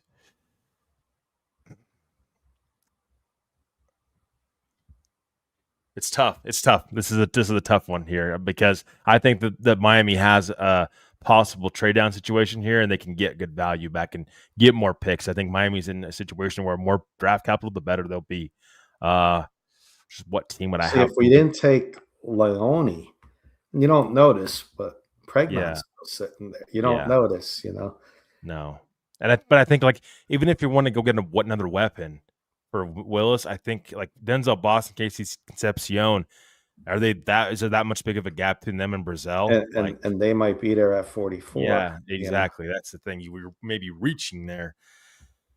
Oh man, Board this did is where the not board. board has not been. This is not a kind board for Miami. You want to look at the No, trades again? yeah. Let's look at the trades again. This is tough. This one's not bad. Browns. Would Cleveland be moving up for? That's the thing. Cleveland did two. Cleveland might be going. Maybe offensive line Could with be Keenan Hunt. Einhocker. Could Yeah, be because Cleveland needs offensive tackle. They got a wide receiver. You took they the got a quarterback. quarterback. Pregnon could be in play. Yeah, if he doesn't get taken, yeah, it's true. We had Cleveland. Did they already make a trade so far? We already made a trade. Cleveland? No. No, they They, sat at 24 for Simpson and they sat at 6 for okay. Tate. Yeah, let's make that trade. I like that, Kenny. Dolphins trade back with the Browns. Okay. I like that trade Yeah. And they for get the Miami. Browns are going to get 30, 130, and 151. Dolphins move back 9 spots, pick up a third round pick and a sixth round swap there. So Yeah. And we'll accept it. give me that trade. And I think this is a ideal situation if you're Miami. You get a chance to move back as well. I'm going to Emmanuel Pregnon here for Cleveland. I think he's low key could be a first round pick. And I think it's a great situation for Cleveland. You get to address offensive line once and for all. And we've got to sound that trade horn. So we did make a trade. I mean, my final third trade of the first round. Each of us, of course, were making. We're allowed to make 3 trades. We've made a ton of trades so far in the first round, and we'll be having a possibility of 3 trades in the second round. So Emmanuel Pregnon is the pick here for the Browns. Got to address offensive line. You got your wide receiver. You got your quarterback. You got your offensive lineman right now with Pregnon, and offensive minded head coach as well. So huge first round for the Cleveland Browns. 3 first round picks. Great job. Great job. Patrick, would Denver be better off trading 62 for a player and stockpiling picks for next year, Trevor? I think they got to get somebody this year because next year, and Bronco fans don't want to hear this. Next year, you're going to have a lot of tough decisions, and that's why 62 is so important to take the best player available. Patrick, you got Brandon Jones, you got Jaquan McMillan, you got Riley Moss, all on expiring contracts. Like this is the tough part. Marvin Mims as well, expiring contract. You got tough decisions to make, and with this Waddle trade now, the Broncos, it's put them in a difficult cap situation. You can move money around, of course, and I think they may bring back a couple of those players, but you're going to probably lose a couple good players as well. So you've got to be able to get pick 62. You've got to be able to get a good value, and you've got to be able to really take best player available truly. Yeah, I agree. I definitely agree. So I got the Patriots, my last in the first round. I'm going to go edge rusher here. I'm going to be a little bold. I've been bold a couple times here. I think this is this guy's first time cracking my first round. I don't think he's cracked the first round for us yet, Trevor. Mm-hmm. Watch some tape on him. I like what I see. And it's definitely a need for the Patriots. I'm going to take Zion Young here at 30-31 for the Patriots over TJ Parker and Cassius Howell. I'm going to have them ranking Zion Young, the 6'6", 262 edge rusher out of Missouri. I think New England needs to address pass rusher as well as a team that could be aggressive to do so. If they don't go the A.J. Brown situation and try to trade for A.J. Brown, could go wide receiver as well here. They need to address wide receiver at some point in time. But I don't think I could argue with that, Kenny. Zion Young, one of the players that's starting to rise up the board for me as well as we get closer to the draft. Last of the first round, Trevor. The Super Bowl champion Seahawks. A lot of people mocking Jadarian Price here at 32. Is Trevor going to do that and be vanilla, or is he going to go bold here and pick somebody else? Yeah, I mean, I think Seattle, for me, it's they got to address the defense side of the ball. I'm not going running back quite yet here. Cade McDonald falling off the board. I mean, I'm leaning edge or defensive line here. That's where I'm leaning towards. Cornerback, yeah, it's a little high for corner. I already made a trade, so I can't. Trade's not even gonna look at them because they're probably gonna be tempting. Let me look at Seattle real quick. See what they need. Because then the board here will tell you different from maybe what we're thinking from a need standpoint. That's why I always say this. Man,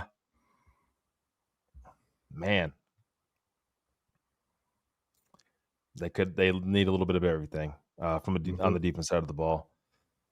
They do. I'm gonna go Cassius Howe, 32. Safe pick. Yep. When I look at Cassius Howell, Zion Young, T.J. Parker, I think it's like put them all in a hat and pick a name because I think they're all got very, very similar when I think they're going to be chosen in this draft. So I got no problem with that pick. I don't, you can we've done these mock drafts and we've done a couple 2-round mocks and we were able to get a running back that we think could be a day one starter at the end of round 2. So, you move up if you're Seattle and get a running back later on. You don't have to jump for Jadarian Price here in our opinions. And I don't think Jadarian Price is a first-round pick anyway. Yep. TW just giving us some offensive line. Powers, McGlinchey, Jones, Singleton, Moss, Court, Mims, Ingram, Troutman, Dobbins, even a couple of other guys I bet are not going to be on the Broncos in 2027. All in this year. All in. So that concludes the first round, Trevor. We made some big moves. I'm not going to go through them all, but we'll just scroll. Mendoza was the big trade early. Arvell Reese, with the Cowboys pick at 3 in a trade. Ruben Bain, the Saints and Bengals jumped into the top 5 with Sonny Styles. Jeremiah Love went at 8. That was a surprise. Jamad McCoy, 10. Nice little surprise there. And then further down the line, we made some more picks. Jets got Omar Cooper in a trade down at 21. And Pregnon, Zion Young, Cassius Howell. So I'm up with the Jets. I could start listening to trades. I'm looking at the board, and I'm not taking a trade. I'm not listening. I'm going to go to the board. It's a need. We already got our wide receiver in this draft in Omar Cooper. No, you didn't take him. You didn't. Oh yeah, you did take Omar at Cooper. 21. Yeah. We got Arvell. We got David Bailey for the edge. Yeah. We didn't take Arvell Reese, so we still got a question at linebacker. Well, no more. So we're going to take the top-ranked one off the board in C.J. Allen with the first pick in the second round to address our linebacker situation. Yeah, our defense.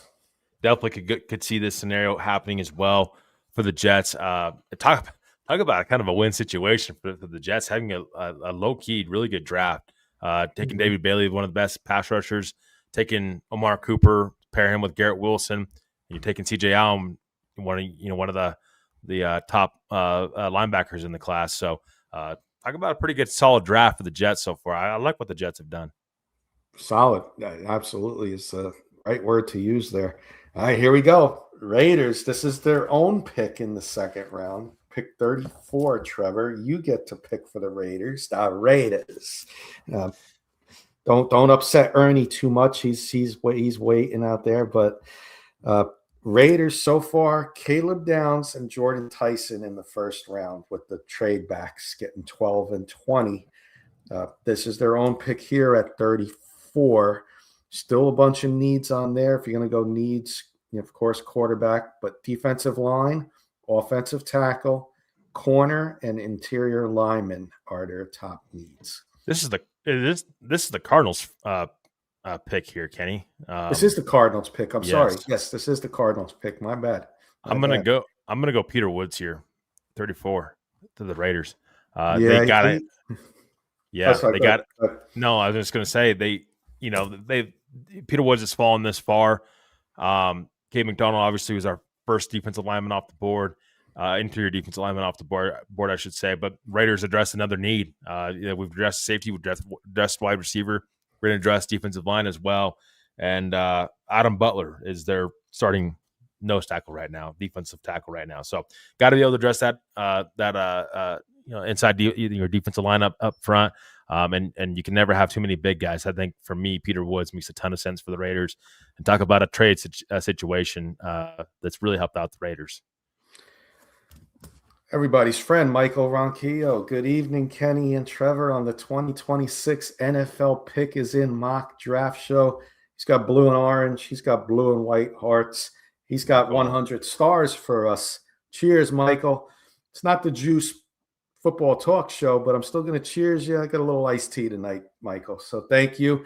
Came in at the perfect time, Michael, because I'm going to explain to you what we're doing tonight. A little fun, little twist on our mock drafts. So cheers to you, my friend. So as Trevor put in the thumbnail, bold trade scenarios and surprising picks of 2 full rounds.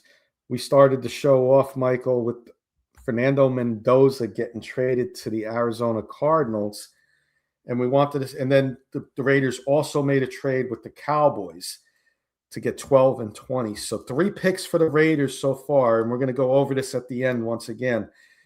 Wanted to see what the Raiders can get if they traded Mendoza away. Well, they got Caleb Downs at 12. They got Jordan Tyson at 20. And then Trevor just took Peter Woods at 34. I mean, talk about an A+ so far, Trevor. And they got 36 coming up their own in a pick after 35. So let's see what happens. So I'm going to make that pick here for you, Peter Woods. Titans are on the clock. Let's see what the trade offers are coming in. Bengals want this pick for 72-105 round 2 next year. I hang up the phone on that one. Bye. Buccaneers want to move up 11 for 46 and 77. I'm listening, but I really want this pick. You got to do better than that, Tampa Bay. And the Rams as well want to move up 26 spots and just give me a 2027 round 2, which very well could be the end of round 2, and they could be a Super Bowl contender. But for me, we gave the Titans got their guy in the first round, Jeremiah Love at pick 8 with a trade back. For me here, I think you got the running back. You know what? TJ Parker looks intriguing. I'm not going to lie. But you know what? I am going to load up on this offense in this draft, Trevor. And the Titans are going to have another pick, I think, coming up in the second round. So, but give me Casey Concepcion here. Brian Dable gets another weapon on offense, Trevor. Casey Concepcion and Jeremiah Love to start their 2026 draft. Wow. No, that's a scenario where, definitely could see it. Obviously Tennessee, moving back and getting Jeremiah Love was huge in the first round. They got really good value back for him. They get Casey Concepcion. Talk about trying to help out Cam Ward. That I think Cam Ward would be very satisfied with what we've done to help him out, and then what the Titans have done to help him out so far, getting him even more weapons. Yeah. So Trevor, 2 trade offers coming in for the Raiders pick, 36. Tennessee wants Tennessee's coming right up at 42. So Yeah. that was 42 and 101. The Titans want 36, and Buffalo wants to move up a boatload of picks, and that is Well, just ridiculous. yeah, So no. I'm not Yeah, even going to no. list. Who is this? You got the wrong number, is what I would say if they offered me that. Right. But the Raiders are up, Trevor, and this is going to be, I think, their final pick, unless we decide to move up later on for the Raiders if they make an offer. But let's see who Trevor decides to go with here. Still got offensive tackle, corner, and interior lineman on the board as needs. Yeah. See, I'm not a big Max Eidenhocker fan.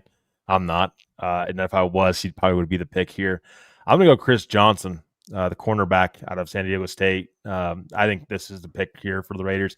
Continue to address that secondary. How are you going to be able to cover Jalen Waddle? How are you going to be able to cover Rashid Rice? How are you going to be able to cover Lai McConkey? You've got to be able to get a cornerback out there. Chris Johnson, for me, I think would be a heck of a pick here for the Raiders. Get really good value, and he's going to be off the board here shortly, sooner rather than later. Give me Chris Johnson here. I like Chris Johnson. I've been watching some tape on him. I'm not going to lie. San Diego State, you don't get to watch many of their games, but this guy can cover. This guy's sneaky.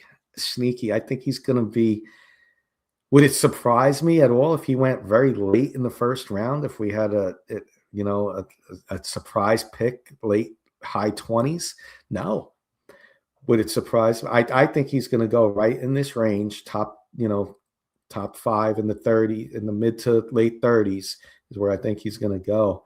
And this guy's a sleeper. He's good. He can cover, and I like the pick here for the Raiders. And add Chris Johnson to the boatload we got for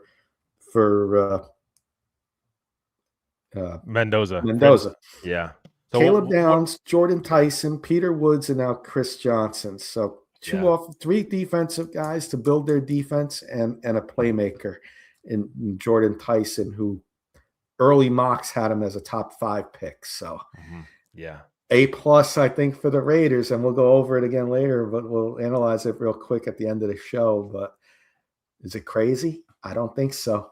You might want to think about it. If the Raiders, you go with Kirk Cousins this year, get your quarterback next year, when you got your 2027 draft picks that you can move up for your quarterback next year. And you still got an extra first-round pick in next year's draft to play with alongside yours. So you have two future first-round picks in next year's draft to play with alongside what you got in this year's draft, like what the names Kenny just mentioned for Mendoza. Never want my team to tank. I don't believe in that. I've never used that word. But man, if the Giants had the number 1 pick this year, that's all I'm saying. If they had the number 1 pick, this could have been my team next year. Caleb Downs, Jordan Tyson, Peter Woods, and Chris Johnson on my team. It's just that rookie class, man. But hey, again, I don't believe in tanking. Things happen for a reason. Maybe, Raiders might want to think about maybe moving that trade. Let's see what happens, man. It'd be wild if it did happen. But what a A+ of a draft for the Raiders there. What we got for them, Trevor. Paul Shatter coming in. What's up, Paul? What's up? I hope you're doing well. Thanks for hopping on and hanging out with us. Chris Johnson's a fantastic player from TW. I get to pick for the Giants. All right. Let's see what trade offers are coming in. I made a trade in the first round and moved back. I just want to see what we got. Packers. I'm not going to make a trade with the Giants, I don't think, unless something really catches my eye, because I do have a player here I'm taking for the Giants. Bills want to move up too many. Atlanta wants to move up 11. Now, that could be realistic, but I don't want to make the trade. That's not a bad deal, in my opinion. No. Move back 11 spots and gain that 3rd round pick, which is very important because the Giants do not have a 3rd round pick. If we were doing 3 rounds, Trevor, I think I would make that pick for sure for the Giants. But Kenny just wants to make a Giants pick. That's what he wants to do. So, and this is good too. This is also a 3rd round. I think if the Giants were to make a trade, I think it would be in the 2nd round. I already made a trade with the Giants, so I don't want to do a second one. For me, couple needs here. Defensive line, you got the whole Dexter Lawrence situation going there. Wide receivers in play for sure. Linebackers in play. Safeties in play. The board is fitting nice here. Jadarian Price, running back's a need, but it's not the top need. Chase Basantis is in play, but we did just sign Daniel Falehe. I think he'll start for the Giants. I think he'll be Giants may still look to add interior. I think we're going to disappear from that. It's now linebacker. Jacob Rodriguez is sitting there, and it is going to be between Denzel Boston and Jacob Rodriguez. I really want to maybe make the trade at 48, 3rd round, but I'm going to do it. Trevor, we went I forgot who I took at 10. Oh, you met Jermod McCoy, so we went defense in the 1st round. I got to give Jackson Dart my big threat. As much as I want Jacob Rodriguez, I can't pass up Denzel Boston. He was somebody I was targeting, that I like. I'm hoping he can fall to the Giants. I got to do it. I got to get the receiver, Denzel Boston. You don't know what Malik Neighbors is going to give you to start the season. Give me the big guy out of Washington, Denzel Boston, the big target. yeah, no, I like that for the Giants. I mean, you add size to that wide receiver room too. I mean, you don't have really, Malik Neighbors is not the biggest guy in the world, so Denzel Boston adds a lot of size to that wide receiver room, and definitely, player that I could see the Giants possibly targeting if they're looking for size in the wide receiver room. Trevor, we hit this earlier. Michael wants to know thoughts on Ruben Bain news before the draft. We both said we don't think it's going to affect him too much. No. But anything you want to add? You fill in Michael on it, or fill anybody else? Michael, I will say this. I think it's very tragic that obviously what happened. But Ruben Bain, all charges were dropped. It's ironic that now news is coming out right when the draft's coming up. It seems like we deal with this every single season with the player. That's even whether that's old news or whether it's new news of a player getting in trouble or something happened with his personal life. Teams are monitoring it, from what I know, and but it's not gonna. I don't think it's gonna affect Ruben Bain's draft stock at all. It's something that's put in the past, and with all due respect, all parties are moving forward, and I don't expect it to affect Ruben Bain's future in the NFL. And it's again tragic situation, but no, I don't think it's going to affect who where Ruben Bain's possibly going to go in this draft. Yeah. Speaking of where somebody's going to go in the draft, the Texans are up. Trevor, do you want to see their trades, or are you okay with what's on the board for them? Yeah, let's see the trades right now, and there's a couple players I have in mind for them, but yeah, let's see what trade wise we could do. Packers move up for 52 and 84. Buccaneers move up for 46 and 116. Cardinals move up for pick 65 next year's round 2. That's pretty far back. Cardinals pick's probably out. Or trade's probably out, I should say. 14 spots and 8 spots. I just don't think there's a particular, and I'm going to go Buccaneers. Let's do the Buccaneers trade back situation. Buccaneers trade? Okay. Yeah. I think for Houston, you get a little bit of more value. You gain a 4th round pick. You don't move them back too much. There you go. And for Tampa Bay, I'm going Jacob Rodriguez here to the Tampa Bay Buccaneers. I think it's a great situation. Sound the whistle. Yes. Sound the whistle. Trade whistle. We have made our first trade of the 2nd round. Have the Buccaneers taking Jacob Rodriguez and trading up for him. I don't think that you can let him fall too much. Let's sound the trade whistle here a couple times. Our first trade in the 2nd round. What a situation, I think, here for the Buccaneers. I mean, you lost Levante David to retirement. You got Alex and Zalone, but you don't have much from that linebacker room.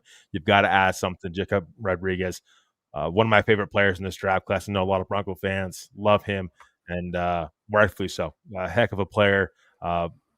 Knows how to take the ball away. I like this pick a lot for Tampa Bay, and really helps their defense out. Yeah. Julian coming in. He wants Anthony coming in. Julian Neal for my Dolphins. I like him a lot. He's good. I think I'm gonna go. I respect that bet, but there's a guy I think that filled your need that you didn't address in the first round, and some people got him late in the first round, and that's Brandon Cease, the corner out of South Carolina. Would you go possibly playmaker here, Kenny, at all? Would you consider it? They haven't added anything yet. I got to look back now and see our first round with Miami. They got Leone. Yeah, they didn't take playmaker yet. We haven't done playmaker yet. You're right. Yeah, that was in play. You got me thinking, but that Dolphins secondary is so bad. Dude, Dolphins got 43 coming up. And I don't think Cease is going to be there. There's a good chance Cease will be off the board. I don't see our top playmaker is further down, Eli Stowers and Chris Bell. I think I can get Chris Bell at 43 or a wide receiver at 43. I don't know if Cease is going to be there. I'm going to take Brandon Cease here for you first, and we'll see what we can get for playmaker at 43 for the Dolphins. Hope you're okay with that. Is it a reach to draft Chase here at 39 and solidify the interior? Chase Basantis? No, I think that's no. They got him ranked 43, so it's not too much, if at all, any reach there.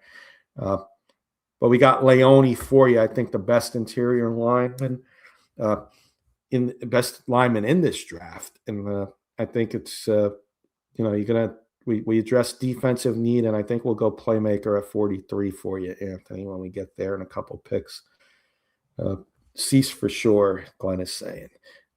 Trevor, you're up with the Chiefs. Okay. I'm not going to waste any time. TJ Parker, he's fallen this far. You need edge rusher. Makes a lot of sense. I just hounded Kenny not too long ago about needing a pass rusher when he took the corner Colton Hood. You've got to be, again, the Chiefs, you've got to be able to fix that defense up. Your defense is starting to fall off a little bit. You're starting to lose players. You have to add edge rusher. TJ Parker has fallen quite a bit. You got to take him here at 40. I think it makes a ton of sense for the Chiefs here. I think you got good value there. That's what I was looking at. Like when I didn't take edge, I saw the edge rushers that were on the board here. It's like, there's some there. Oh, and forgot the Giants are on the clock with the Bengals trade, 41. I'm going to do this because of the potential. He's not a favorite of mine, although there's some, now I'm thinking Caleb Banks is catching my eye because of the Dexter Lawrence situation, but I do think Dexter Lawrence is going to be back. So you know what? I'm crossing Caleb Banks out. I'm not going to take him here, Trevor. Okay. Chase Basantis, you just asked about him, Anthony, for your Dolphins. I wouldn't rule him out here for the Giants. And Glenn saying Basantis or Miller to replace Lawrence for your Giants, Kenny. I'm going to go a different route. Lee Hunter's intriguing. But you know what? I got Tremaine Edmonds. After that, I got Micah McFadden, who has not been able to stay healthy, Trevor in chat. And I also got Darian Muasau, who's a 6th-round draft pick. That's our linebacker room. There's a guy here that I like. I know Trevor's been really high on and hoping he's there for the Broncos 62. Well, I'm sorry, Bronco fans. Don't hate me. I'm taking Anthony Hill here for the Giants at 41 with the extra pick we got from the Bengals. Yeah, I mean, and that's why, Kenny, that makes a lot of sense. I know I sent you a mock draft earlier. I had Jacob Rodriguez taking him there, and I say that because Tremaine Edmonds. There was in Chicago, there was a reason why Chicago let him go. Injuries was a real issue for him. I think you got to have some more uh, depth in that linebacker room other than McFadden. I think Anthony Hill Jr. makes a ton of sense. Definitely one of my favorite linebackers in this class, other than Rodriguez, and of course Sonny Styles. And then we'll see what Arville Reese ends up being. Depending, I think Arville Reese is probably more of an edge rusher, but Anthony Hill, one of my favorite second round linebackers in this class for sure. Anthony says makes sense. Yeah. Glenn says I can have him. I don't know. I think that's the next tier of linebackers. To be fair, Glenn, where like Anthony Hill and Rodriguez in that tier in themselves. Now you're at this is a tier or a tier and a tick below these next incoming linebackers for me. Getting some disapprovals from a couple people I thought I would have gotten approval from. Glenn wasn't a fan, and Michael not a fan of Anthony Hill. Really? But Anthony, is just asking, let me pull up an earlier comment. Likes Malachi Fields if he's available. I think Malachi Fields could be available for you come if you want third round receiver talent and with some upside. Notre Dame guy. But I do have a player in mind for you if he's on that board when the Dolphins are picking. Mason Thomas to the Titans is what Glenn's saying. Galladay's better coverage. Hill is downhill, is what he's saying. I would say Hill can be a little bit of both. I still think Galladay good in coverage, but I question the athleticism. Like, can he be, that 3-down linebacker that you need? Like, I don't know. The athleticism, I just think Hill's different from an athletic standpoint. I think Hill has the capability to be good in coverage. But I do agree he's better stopping the run. I just think the athlete I like in Hill a little bit more. Mm-hmm. Trevor, you're up with the Titans. There's one trade offer for them. Yeah, let's see the trade offer. Bears want to move up, give you a third round. They'll give you a pick swap, third round, and a seventh round. I know there's edge rushers on the board. I know that. We took Love and what was the first second round pick for the Titans, Kenny? The second round pick for the Titans was Casey Concepcion. Okay. Offense.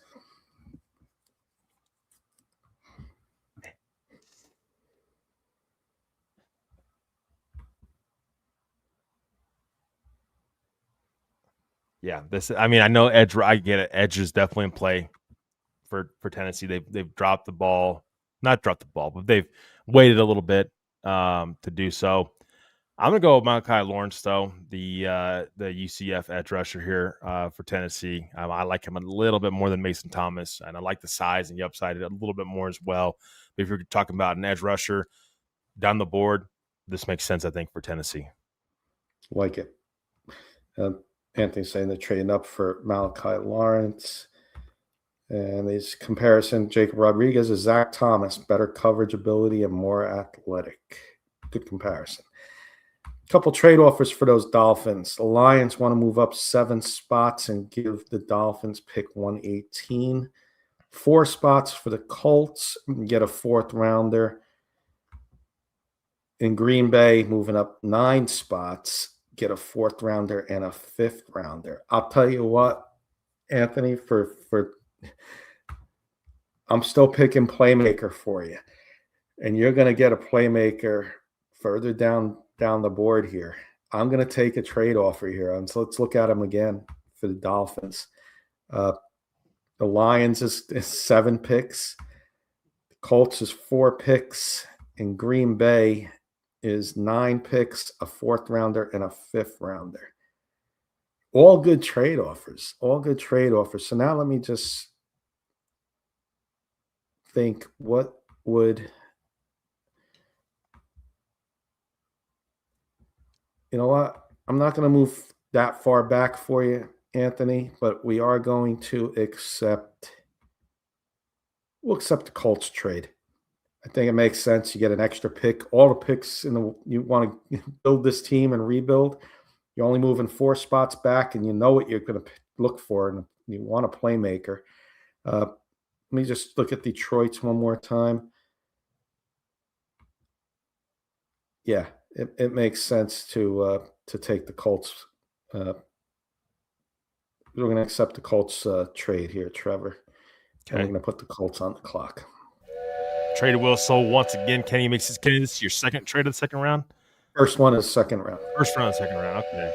Trade whistle, and it's Kenny making his first trade of the second round. And I already made one trade second round. We can each make up to 3 here in the second round as well. And we're gonna address a need. We're gonna address the edge rusher guy that I liked. I actually mocked him in a first round a couple weeks ago, and smaller in height. But when you talk about pure edge rushers that come off the line there, the Oklahoma edge rusher is going to go to Indianapolis. R. Mason Thomas is the pick here for the Colts. Oh, I hit trade. My bad. You can just decline. There you go. Yeah, there we go. Sorry about that. Mason Thomas, R. Mason Thomas, Colts edge get their edge rusher at 43. Stick and pick Julian Neal here. I like Julian Neal. I think we can get him. We're going to get him at 47 possibly for you. We'll see. Take the Colts offer and grab Bell at 47 is what Glenn would have done. Take the wide receiver Bell, he's saying. But Trevor, you're on the clock with the Jets. Yeah. Jets. Aaron Glenn keeps trying to improve this defense, and I agree with him on this one. I'm gonna go D'Angelo Ponce here to the Jets. He's one of my favorite corners in this class. I know he's a little bit smaller in size, but the Jets have got to address the secondary, and Ponce sitting right there makes a ton of sense. Jets can go in different directions, but have not addressed cornerback yet for them. Ponce is sitting there. I think he's one of the more overlooked guys in this draft. Not a lot of people are talking about him, and some people have a lot of issues with his size. And I actually think that he's going to be one of those players that he's going to have something to prove coming into the league. And so I think he already has a chip on his shoulder coming into New York. Gets a chance to be the guy there in that secondary to help that secondary out. And Aaron Glenn would teach him very well as a former corner in the NFL who played on the New York Jets. But I love the pick. He plays bigger he plays more like a 6-foot corner as opposed to 5'9". Don't let his size fool you. National champion. He's going to bring a winning mentality. Love that pick. I think you got a steal there at 44. Ravens, I'm going to not take much time on this, Trevor. You took Kenyon Sadiq, passed up offensive line in the first round. We're going to address it here in the second round. We're going to take Chase Basantis off the board here at 45 for the Ravens, the interior lineman out of Texas A&M. It puts you on the clock with the Texans, unless you want to add something with the Basantis pick. No, I think that pick makes a ton of sense. I think we had Leone there to Baltimore, and Pregnon was taken in the 5th round. So Santos got his value is starting to go up with Pregnon and Leone being taken earlier in the first round. So Basantis, watch for him in the second round to start climbing up boards a little bit more. 46, I have the Texans. I'm going to stick and pick here. I'm going to go Christian Miller. We went defensive line with K. McDonald. I'm not going to go Christian Miller here. I'm going to go. You know what? I'm going to go a little fun here, and then we're going to go bold. I'm going to go Eli Stowers to the Houston Texans here. I know they have Dalton Schultz. I get that. But you need a tight end that's got some playmaking ability. Eli Stowers can be that guy, I think, for Houston. And I know offensive line, I get it. But so far, the way the board has fallen, offensive line is not really in play here for Houston. And so where the board's going off so far, Eli Stowers is a fun pick here for the Texans. I think he's got a ton of upside. Maybe possibly there's talk about moving him to wide receiver. Right now, he's could be your tight end number 2 and can play alongside Dalton Schultz and don't have to necessarily be the guy. You can sit him and develop him and allow him to develop into the tight end that you want if you so choose to keep him at tight end. And Anthony's hanging out with us still and brings up a good point. And, Anthony, I'm reading your comments, and Chris Bell was not going to be my top choice, but if for some reason any of the other guys got off the board, I was going to think about it. But, you said this. Staying away from any receiver with the type of injury Bell has, because the Dolphins have had a history of drafting injury-prone players, and I don't think Sullivan's going to do that. I'm going to take the guy you listed here, and this was the guy I had a feeling was going to be on the board. That's why I made that trade. And I'm going to let Trevor talk about him, because this was Trevor's this is one of Trevor's draft crushes. Mm-hmm. And we're going to draft Chris Brazell for you, Anthony, the 6'4" speedster wide receiver, a big wide receiver out of the University of Tennessee. And the Dolphins get their playmaker at 47. Yes, I love Chris Brazell. I've taken Chris Brazell in the first round before. That's how much I love him. Late in the first round, I picked 30.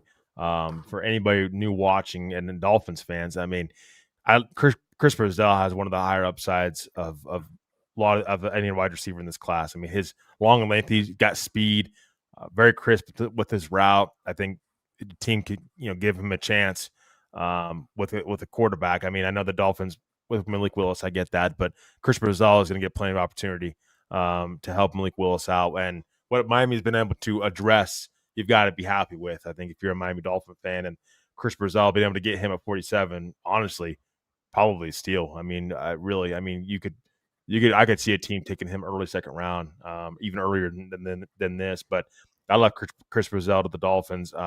Get a chance to add another playmaker, and I agree, Chris Bell, the injury issue, getting a chance to get Chris Brazell. I think there's more upside there between the two as well. I think Brazell has more upside than Chris Bell, in my opinion.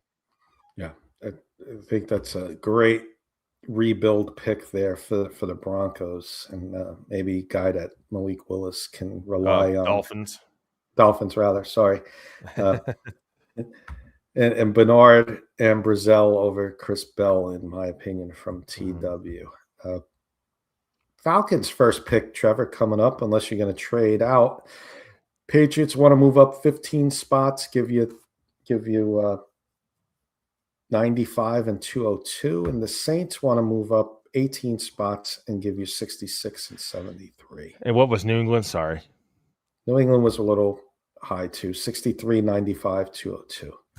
Yeah, in this scenario, I'm going to have the Falcons taking a pick, and I'm going to have them going Christian Miller, the defense tackle out of Georgia. Here, I think they go defense and address the defensive line. You could argue edge. I get that, but right now, the way the board's falling, I think you got to go best player available. Christian Miller is definitely one of those guys in play. Lee Hunter would be in play there for me as well if I'm Atlanta, but Christian Miller sitting there on the board, I think makes a ton of sense for Atlanta. Yeah, let's look at the Vikings. The Vikings are up. Chiefs move up 25 spots. That's a big move. Not going to make that move. Ravens want to move up a lot too, and so do the Colts. We're going to pass on those. Too high of a move up. There's a need on here. Two needs: interior line, defensive line are the top two needs. We just saw you took my pick with Christian Miller, but I'm going to go with the guy I like in this, and he's going to be one of my players that could be in play for the Giants at 37, and I'm going to give them the big guy, Lee Hunter, to stop them, to clog the hole there. So give me Lee Hunter to the Vikings. No, I certainly like that pick for the Vikings, being able to address defensive line. I think I had considered taking defensive line earlier for them, but I thought I was a little too high, and that's why I went Dylan Thiemann there in the first round from Minnesota. So getting Lee Hunter here in the second round is a steal, like you mentioned. So love that pick there for Minnesota. Detroit's on the clock. Detroit getting an offer from the Jaguars, move up 6 spots. You get a 4th and a 7th in return. Okay. New England will move up 13 spots and give you a 3rd round pick for a 5th round pick.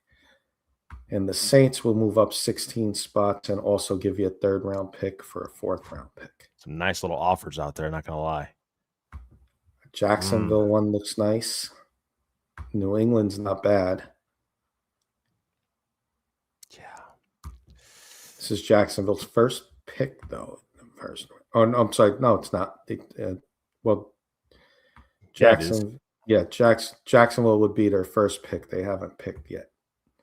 Look at the board. Detroit has a need for edge, linebacker to replace Anzalone. You got that's corner, safety, and tight end. We did address offensive tackle, so interior lineman as well.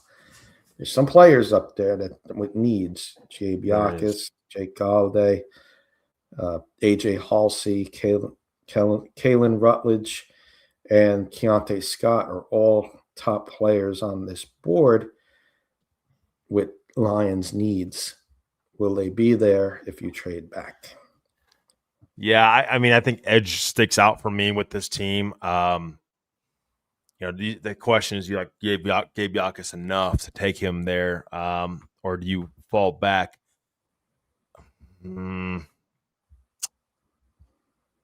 See here, I'm thinking. A lot of good, because like you said, Kenny, there's a lot of good value moving back as well. But if you're Detroit, it just kind of seems like Detroit's one of those teams that's taken. I'm going to stay in house. I'm going to go Derek Moore, the edge rusher from Michigan, stays in Detroit and is going to be the Lions pick here at 50. I think, yes, you could possibly move down for him a little bit, but I think if you love the player enough at a premium position, you take him.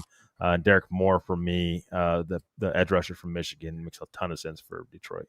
Ton of sense. You turn into Detroit Lions into the Detroit Wolverines. The Eagles are the Philadelphia Bulldogs. They he likes to draft Georgia Bulldogs. Build the University of Michigan team over there. I like it. Carolina's on the clock. We got one trade offer coming from San Francisco.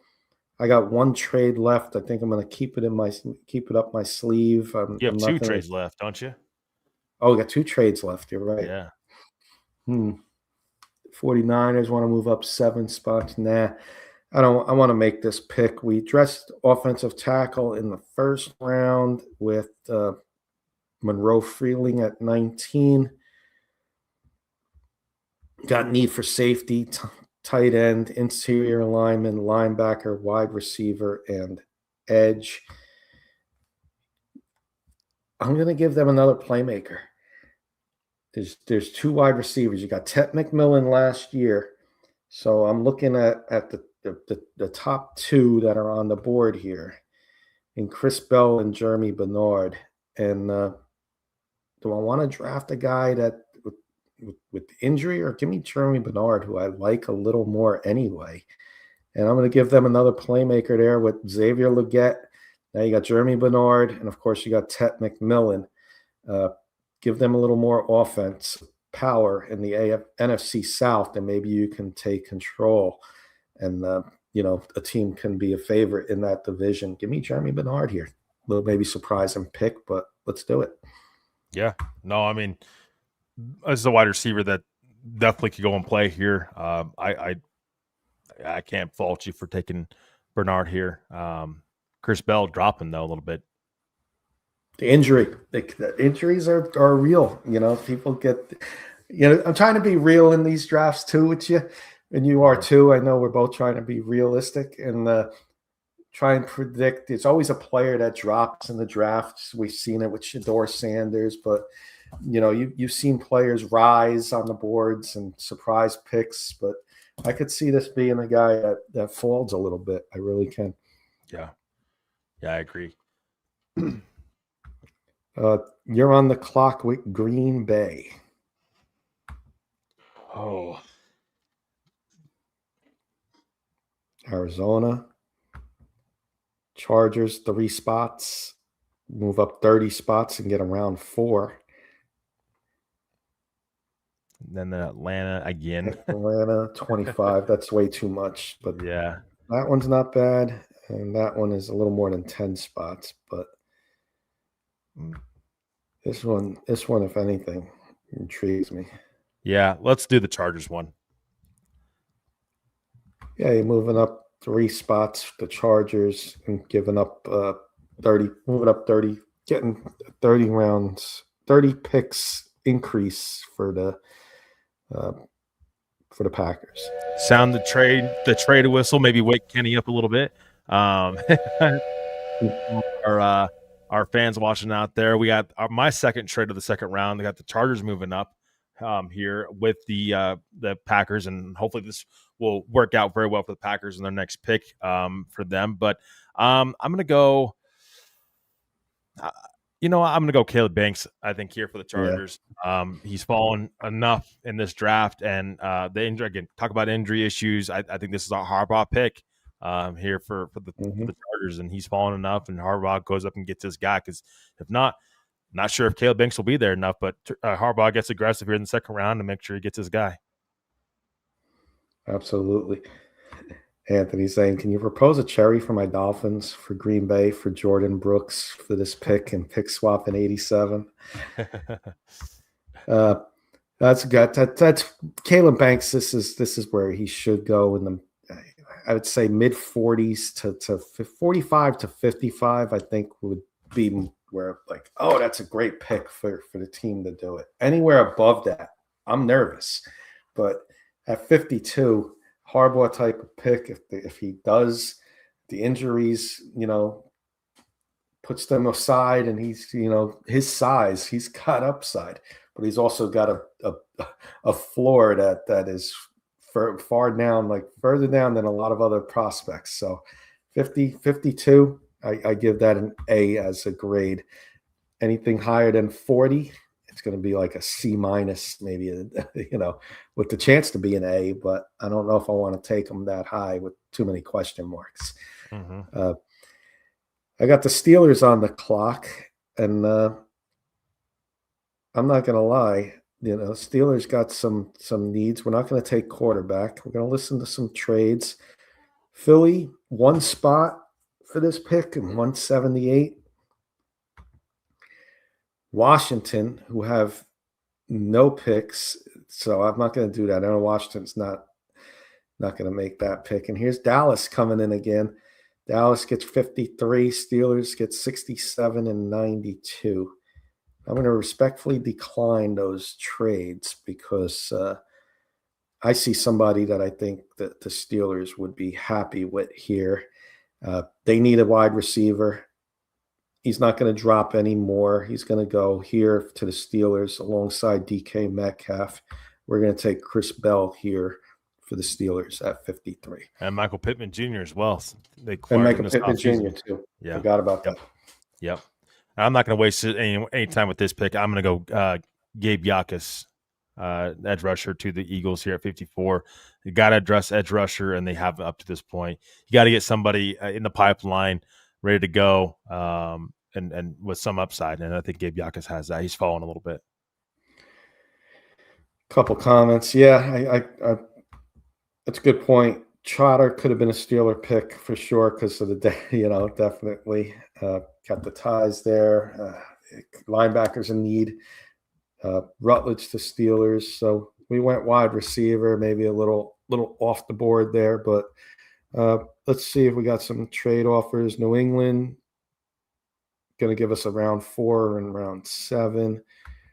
Seattle, this makes sense. And you know what? I'm going to take this one right here, Trevor. Okay. Seattle gets 55, and they get 123. Packers move back 9 spots, gain a 3rd round pick, and they get a 6th round pick as well. Sound the alarm. We're going to make the trade, and we're going to take Jadarian Price here at 55 instead of 32, like a lot of mock drafters are doing. We get him at 55, and at 32, we added an edge rushing talent, Cassius Howell. So I think you got better value as an edge rusher at 32 than it would have been the Gabe Yakas range there I think Cassius Howard's got more upside than Gabe Yakus. So I think the Seahawks did well by getting their running back at 55 instead of 32, and they don't wait any. They don't wait. They move up a few spots to get him. Yeah, and you don't have to take him in the first round. It's always nice when you can get him a player, with good value in the second round. I like that trade a lot for Seattle. Hold on one second. So I think we passed the Eagles already. Sorry, Anthony. We're not going to be able to do it. You want to know if we could propose a trade to the Dolphins with the Eagles because there's a guy I want to trade up for that's available. Oh, okay. AJ Halsey. Yeah. Okay. The guys I want for the Texans: Zion Young, Christian Miller, Jalen Farmer. You got Caden McDonald. Well, yeah, we got you, Caden McDonald. I'll show you the Texans, Brandon. Caden McDonald, and now Eli Stowers at 46 is what we got for you. Hopefully you like that. And you got another one coming up at 59. Jaguars are up, Trevor. Washington, Carolina, Arizona, Chicago. Yeah, I'm going to stick and pick here for Jacksonville. They got to make this pick count, I think, for them. I'm going to go pie best player available. I'm going Jake Galladay, 56 here to the Jacksonville Jaguars. It makes a lot of sense for them. Josiah Trotter was also in play there for them, but losing Devin Lloyd in free agency has definitely made an impact on this team. I think Jake Galladay is a pick here, and I don't think he falls much more past this pick. So Jake Galladay, the pick here for Jacksonville. I think this is a very realistic pick on draft night. When you look at, just fits the Jacksonville, when you look at a Jaguar, Jake Galladay seems to be that type of player. So if you want him, Broncos, you're probably going to have to move up, because I think he would definitely be in play for the Jaguars there at 56. And Michael's saying Broncos pick is coming up, and we'll go from there. The Bears are on the clock. Defensive line, interior line, offensive tackle. That's where I'm going to go with the Bears. I'm not going to listen to – let's just see who's offering trades. New England, Philly, Tampa. Not going to make a trade. We're going to pick the guy with the mullet here at 57 for the Bears. And I think they'd be selling a lot of T-shirts there in Chicago with this pick here. Jennings Dunker to the Bears at 57. I think that's a good pickup for the Bears, needing some offensive line. I like Dunker. Yep. So you're on the clock, Trevor. You got 49ers.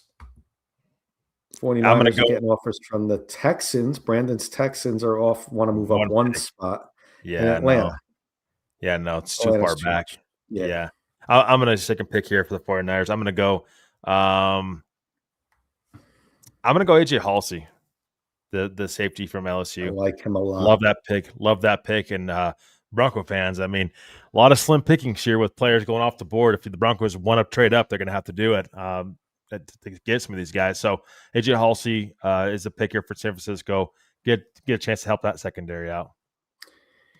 Texans are up, Brandon. We got 2 offers coming in from Pittsburgh and Jacksonville. Pittsburgh, 17 spots. Jacksonville, same division. We're not going to do that. Brandon, talk to me. Tell me what you're looking at here. We got interior line as a need, so Kalen Rutledge is definitely in play for me. Offensive tackle, further down the line there, Caleb Tierman. Linebacker, running back, corner. Do you want to go running back? That would probably be Mike Washington right there at 69. I'll give you a couple seconds. You talk to me. You tell me what you need. Einenhocker is still there. I forgot Rutledge. He's still there. Rutledge is still there. We're sitting right there too. Einenhocker is like the best player available. Mm-hmm. I think that's a way too big of a drop for him.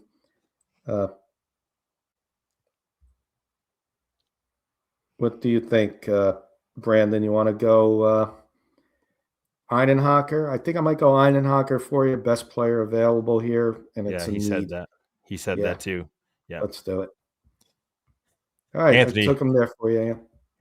Anthony's he hates that I made that Halsey pick. He wanted Halsey for the Dolphins. I know. Yeah, yeah. I like him a lot. So Yeah, I do too. I'll let you. I do too. We got Bears, and we got a couple more coming in. So trade offers for the Bears are Rams, New Orleans, Tampa Bay. Trevor. Hmm. Chicago. Man, this is getting slim pickings are starting to happen here. I'm gonna go. What was the trade offers again, Kenny? And Brandon, we're only doing 2 rounds. I know you got 69 coming up, but unfortunately, we are going to be finished at 64. Rams move up 1 spot, Saints 6 spots, and you get a 4th-round pick added. Tampa Bay 17 spots, and next year 3rd round. Give me Tampa Bay. Trade out with Tampa Bay. That's my my 3rd and final trade of the 2nd round that you just used up as well.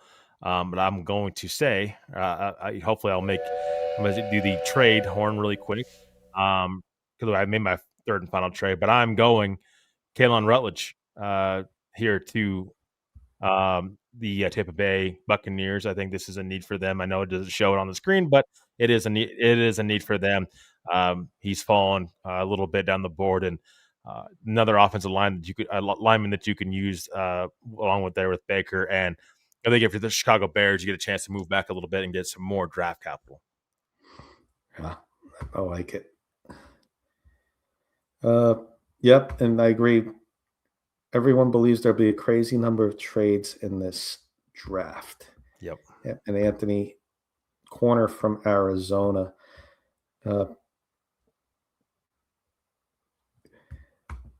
Where are the Dolphins next? I don't have the Dolphins 3rd round. I don't know if we can do it. You'd have to move it, make a trade, and yeah. I don't know if the Dolphins. What do you need at this point? Like, I mean, yeah. Trading Stukes, he's a good player. I think he might be in play for the Dolphins, to be honest with you. So don't be surprised if you do see that, Anthony. I'm just looking at the teams left here. Do I want to make an offer to anybody? Offer came in from Texans. Let's have some fun with Brandon. He's been hanging out with us. He's been our Texans fan in here. Let's make this trade for Brandon so we get another pick for the Texans, just for fun. Let's have some fun, guys. Brandon's a Texans fan, so let's make that happen for him. At 61, the Texans are moving in. There's the needs for the Texans is interior line, linebacker, running back, corner. Brandon, Mike Washington, how's that sound?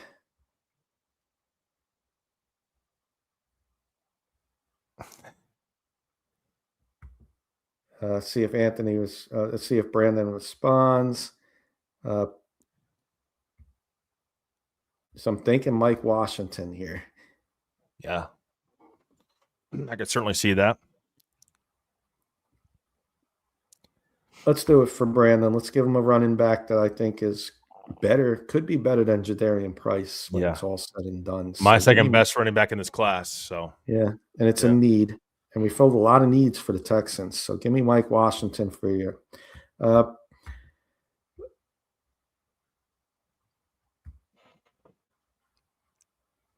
Next pick is 75. Yeah, we don't have Let's see. We got Trevor. You got any trades left? You got? I don't No, know. I can't. I don't. I think I'm done.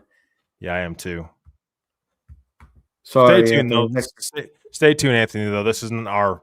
We have multiple mock drafts coming up before the draft it actually happens. So stay Yeah, and tuned I for want to more. focus on some teams next week that are in rebuild mode. So like the Dolphins, the Jets, teams like that. I want to make maybe the Raiders, like do multiple trades with those teams, Trevor, and maybe focus on a couple next week to try and rebuild them the best as possible we can. Something like that would be fun to do. Yeah. Oh, I gave you Mike Wash. We got you Mike Washington. We traded up for you, 61. Got you the running back that Trevor has ranked as number 2, and I have him a little better than Darian Price as well. So I had them moving up 8 spots. You gave up a 4th round pick for him, pretty much. Anthony wants to know if the Broncos need an edge.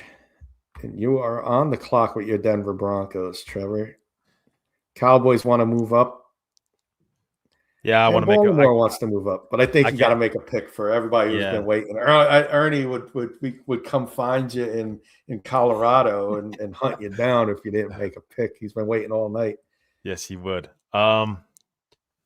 Yes, Brandon. Yep, Montgomery, Washington, Woody Marks. That's a nice running back room.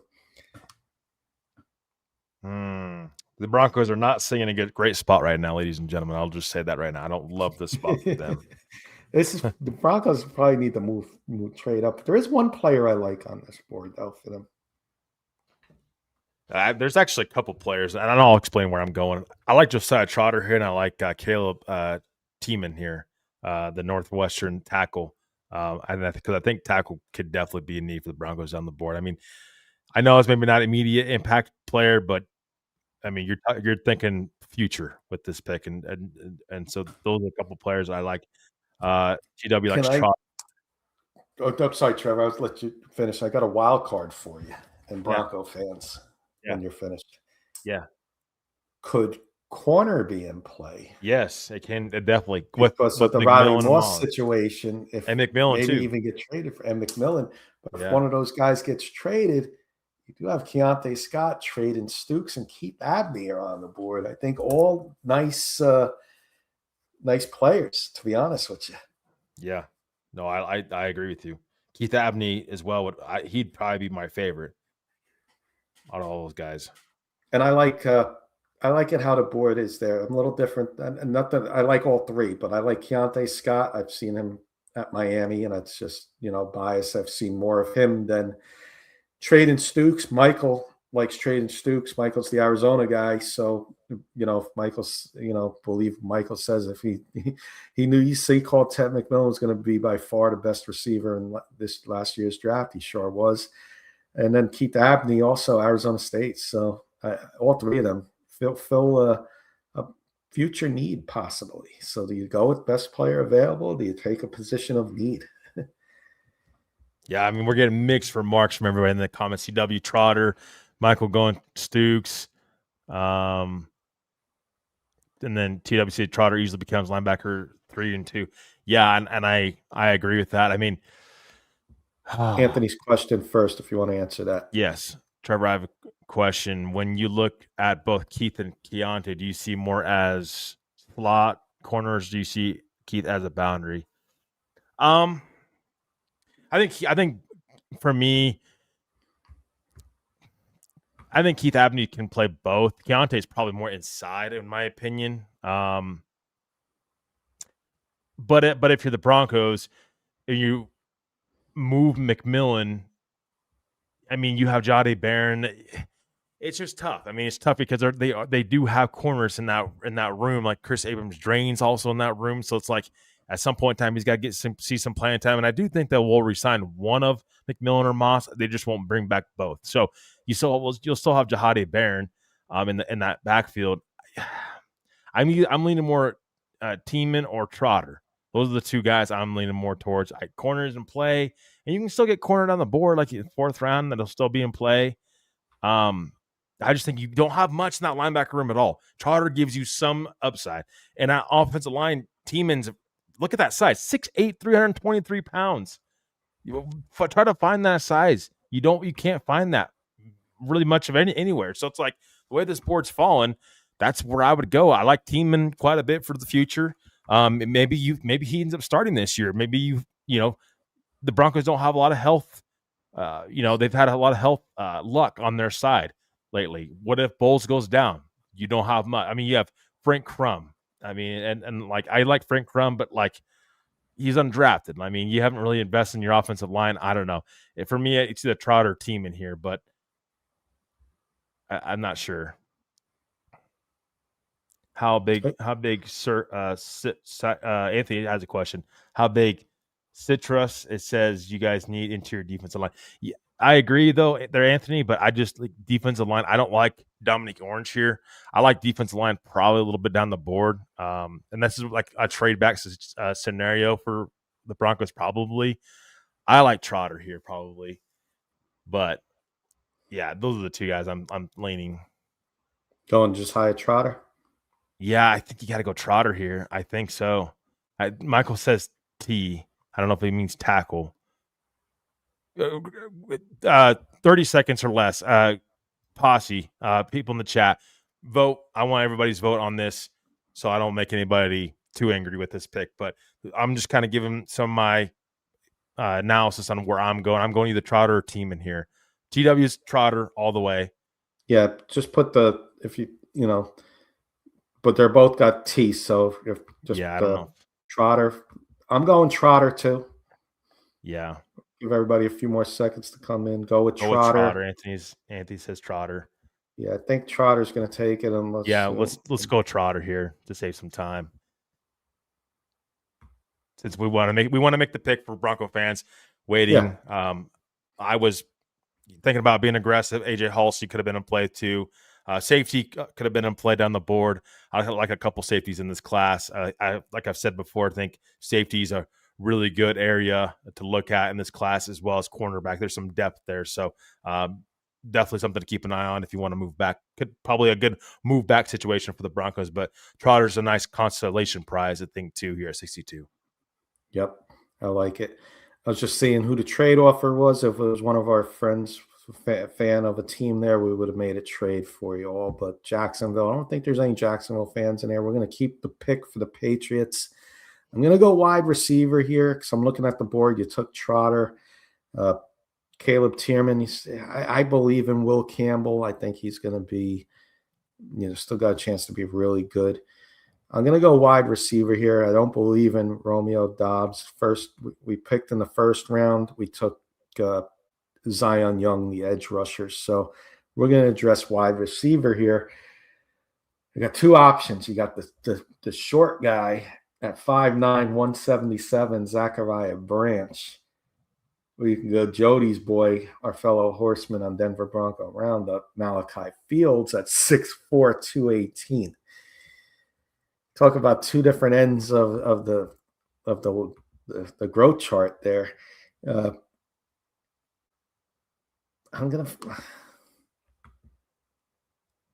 know what?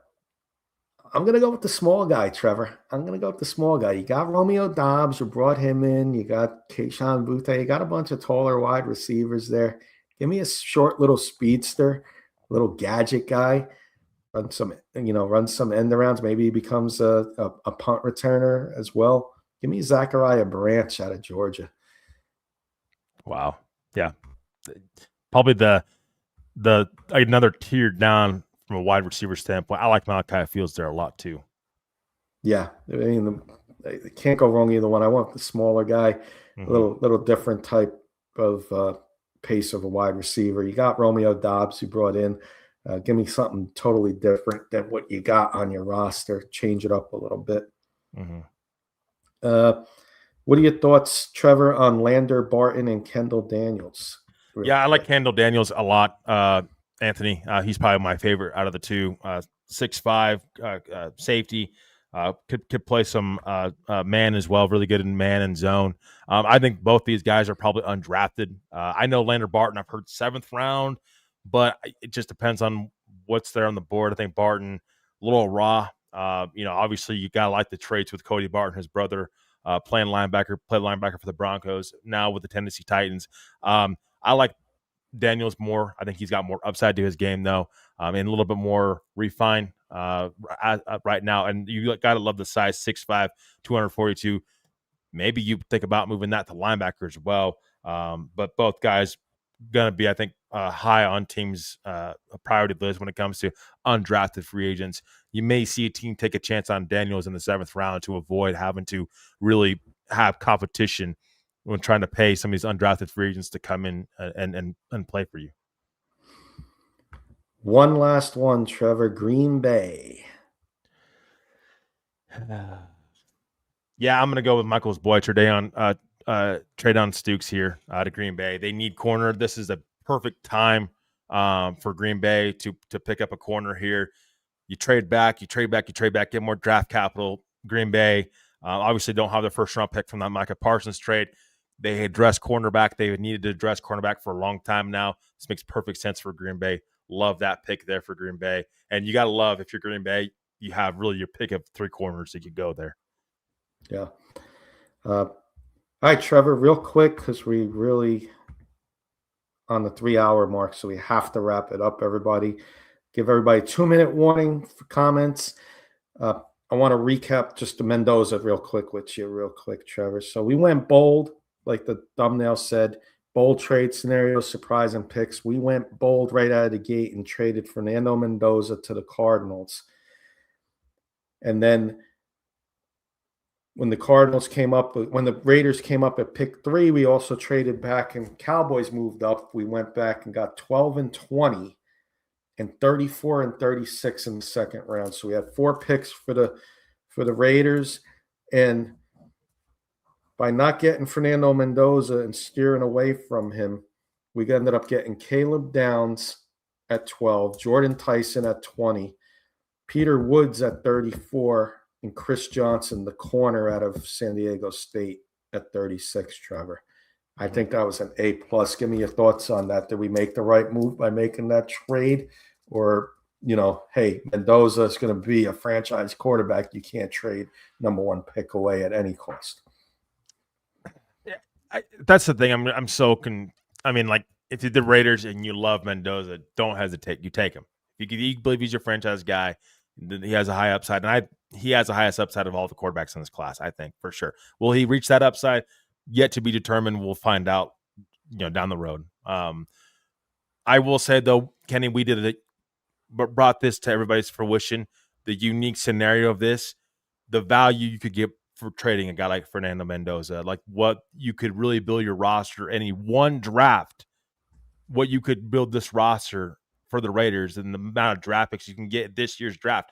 We haven't even talked about and mentioned much of next year's 1st-round pick you're also getting back from Mendoza as well. So I think we did a great job highlighting for everybody what a Mendoza kind of trade would look like if it would happen in this scenario. Again, we're throwing bold predictions, bold scenario. It's in the title of the show.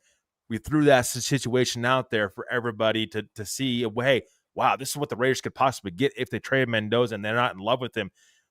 It's a realistic possibility. I think we did a great job highlighting it, Kenny. I think we did a great job, right after the trade, the picks we made for the Raiders, really solving a lot of needs. You got one of the best players in the draft in Caleb Downs at 12. To highlight that, I think we did a great job, Kenny, highlighting what we did with the Mendoza trade, what that would look like for everybody if it would happen. Again, probably unlikely, but we wanted to go bold. We went bold really the first 10 picks of the draft. That's why you're seeing the show go over 3 hours, because we really spent the first hour just in the first 10 because we made so many big trades and bold decisions for teams. And so hopefully everybody enjoyed that. That was a lot of fun. And but I really feel like we nailed a lot of picks for a lot of teams, and it's going to be fun to see how everything plays out for all 32 teams and for all 32 fan bases.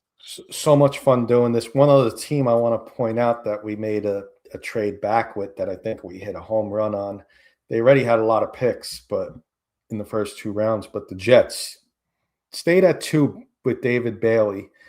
Get what I think could be the best defensive player coming out of this draft. Traded back 5 spots and still got the wide receiver that Kenny Kirkpatrick over here and Peter Schrager mocked at 16 last week. Got him at 21. Then at the top of the second round, we got C.J. Allen, which a lot of people are saying the best linebacker in this class, and D'Angelo Pons from the champion Indiana Hoosiers. The smaller corner that plays a lot bigger to his size and could be a steal in this draft. Talk about another A+ if those were the guys. But two teams that hit, for sure. Ernie giving us some grades. A for the Broncos, B- for the Giants. The other teams 30, D-. At least no Fs. Awesome Broncos podcast. Kenny and Trevor, go Broncos. NFL podcast, but Ernie's a Bronco fan. Love you, Ernie. Thank you for tuning in. And everybody else, our new faces that we've seen, Anthony, and we had a few others as well, some new faces. And our old friends, I call you old friends, even though a lot of you are new friends, but Brandon, like I said, Anthony, TW, and Michael, as always. Thank you for the stars, Michael. Bunch of other people who came in earlier. I don't want to Glenn, of course. Glenn giving us plenty of feedback and grading us as well. Peter Johnson out there in Australia.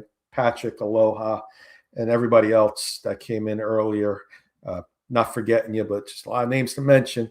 And we're over the 3-hour mark already, fellas and ladies and gentlemen. So Kenny, real quickly before we sign off here, Anthony, stay tuned, please. Everybody out there, real quickly, please like, share, and subscribe. We said over 3 hours doing this mock draft show. We love doing it. Made a lot of bold, trade decisions and made a lot of big trades for pretty much every team we considered it.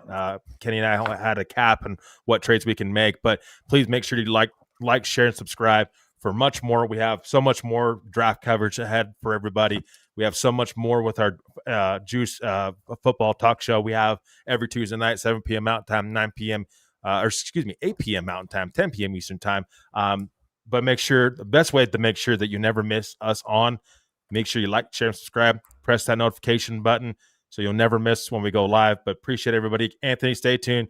We'll definitely make sure that we involve the Dolphins even more. And hopefully you liked some of the Dolphin picks as well. And hopefully everybody liked the picks that we made for your team tonight because there's a lot of thought process brought into all this. But thank you for everybody out there, ladies and gentlemen, for joining us.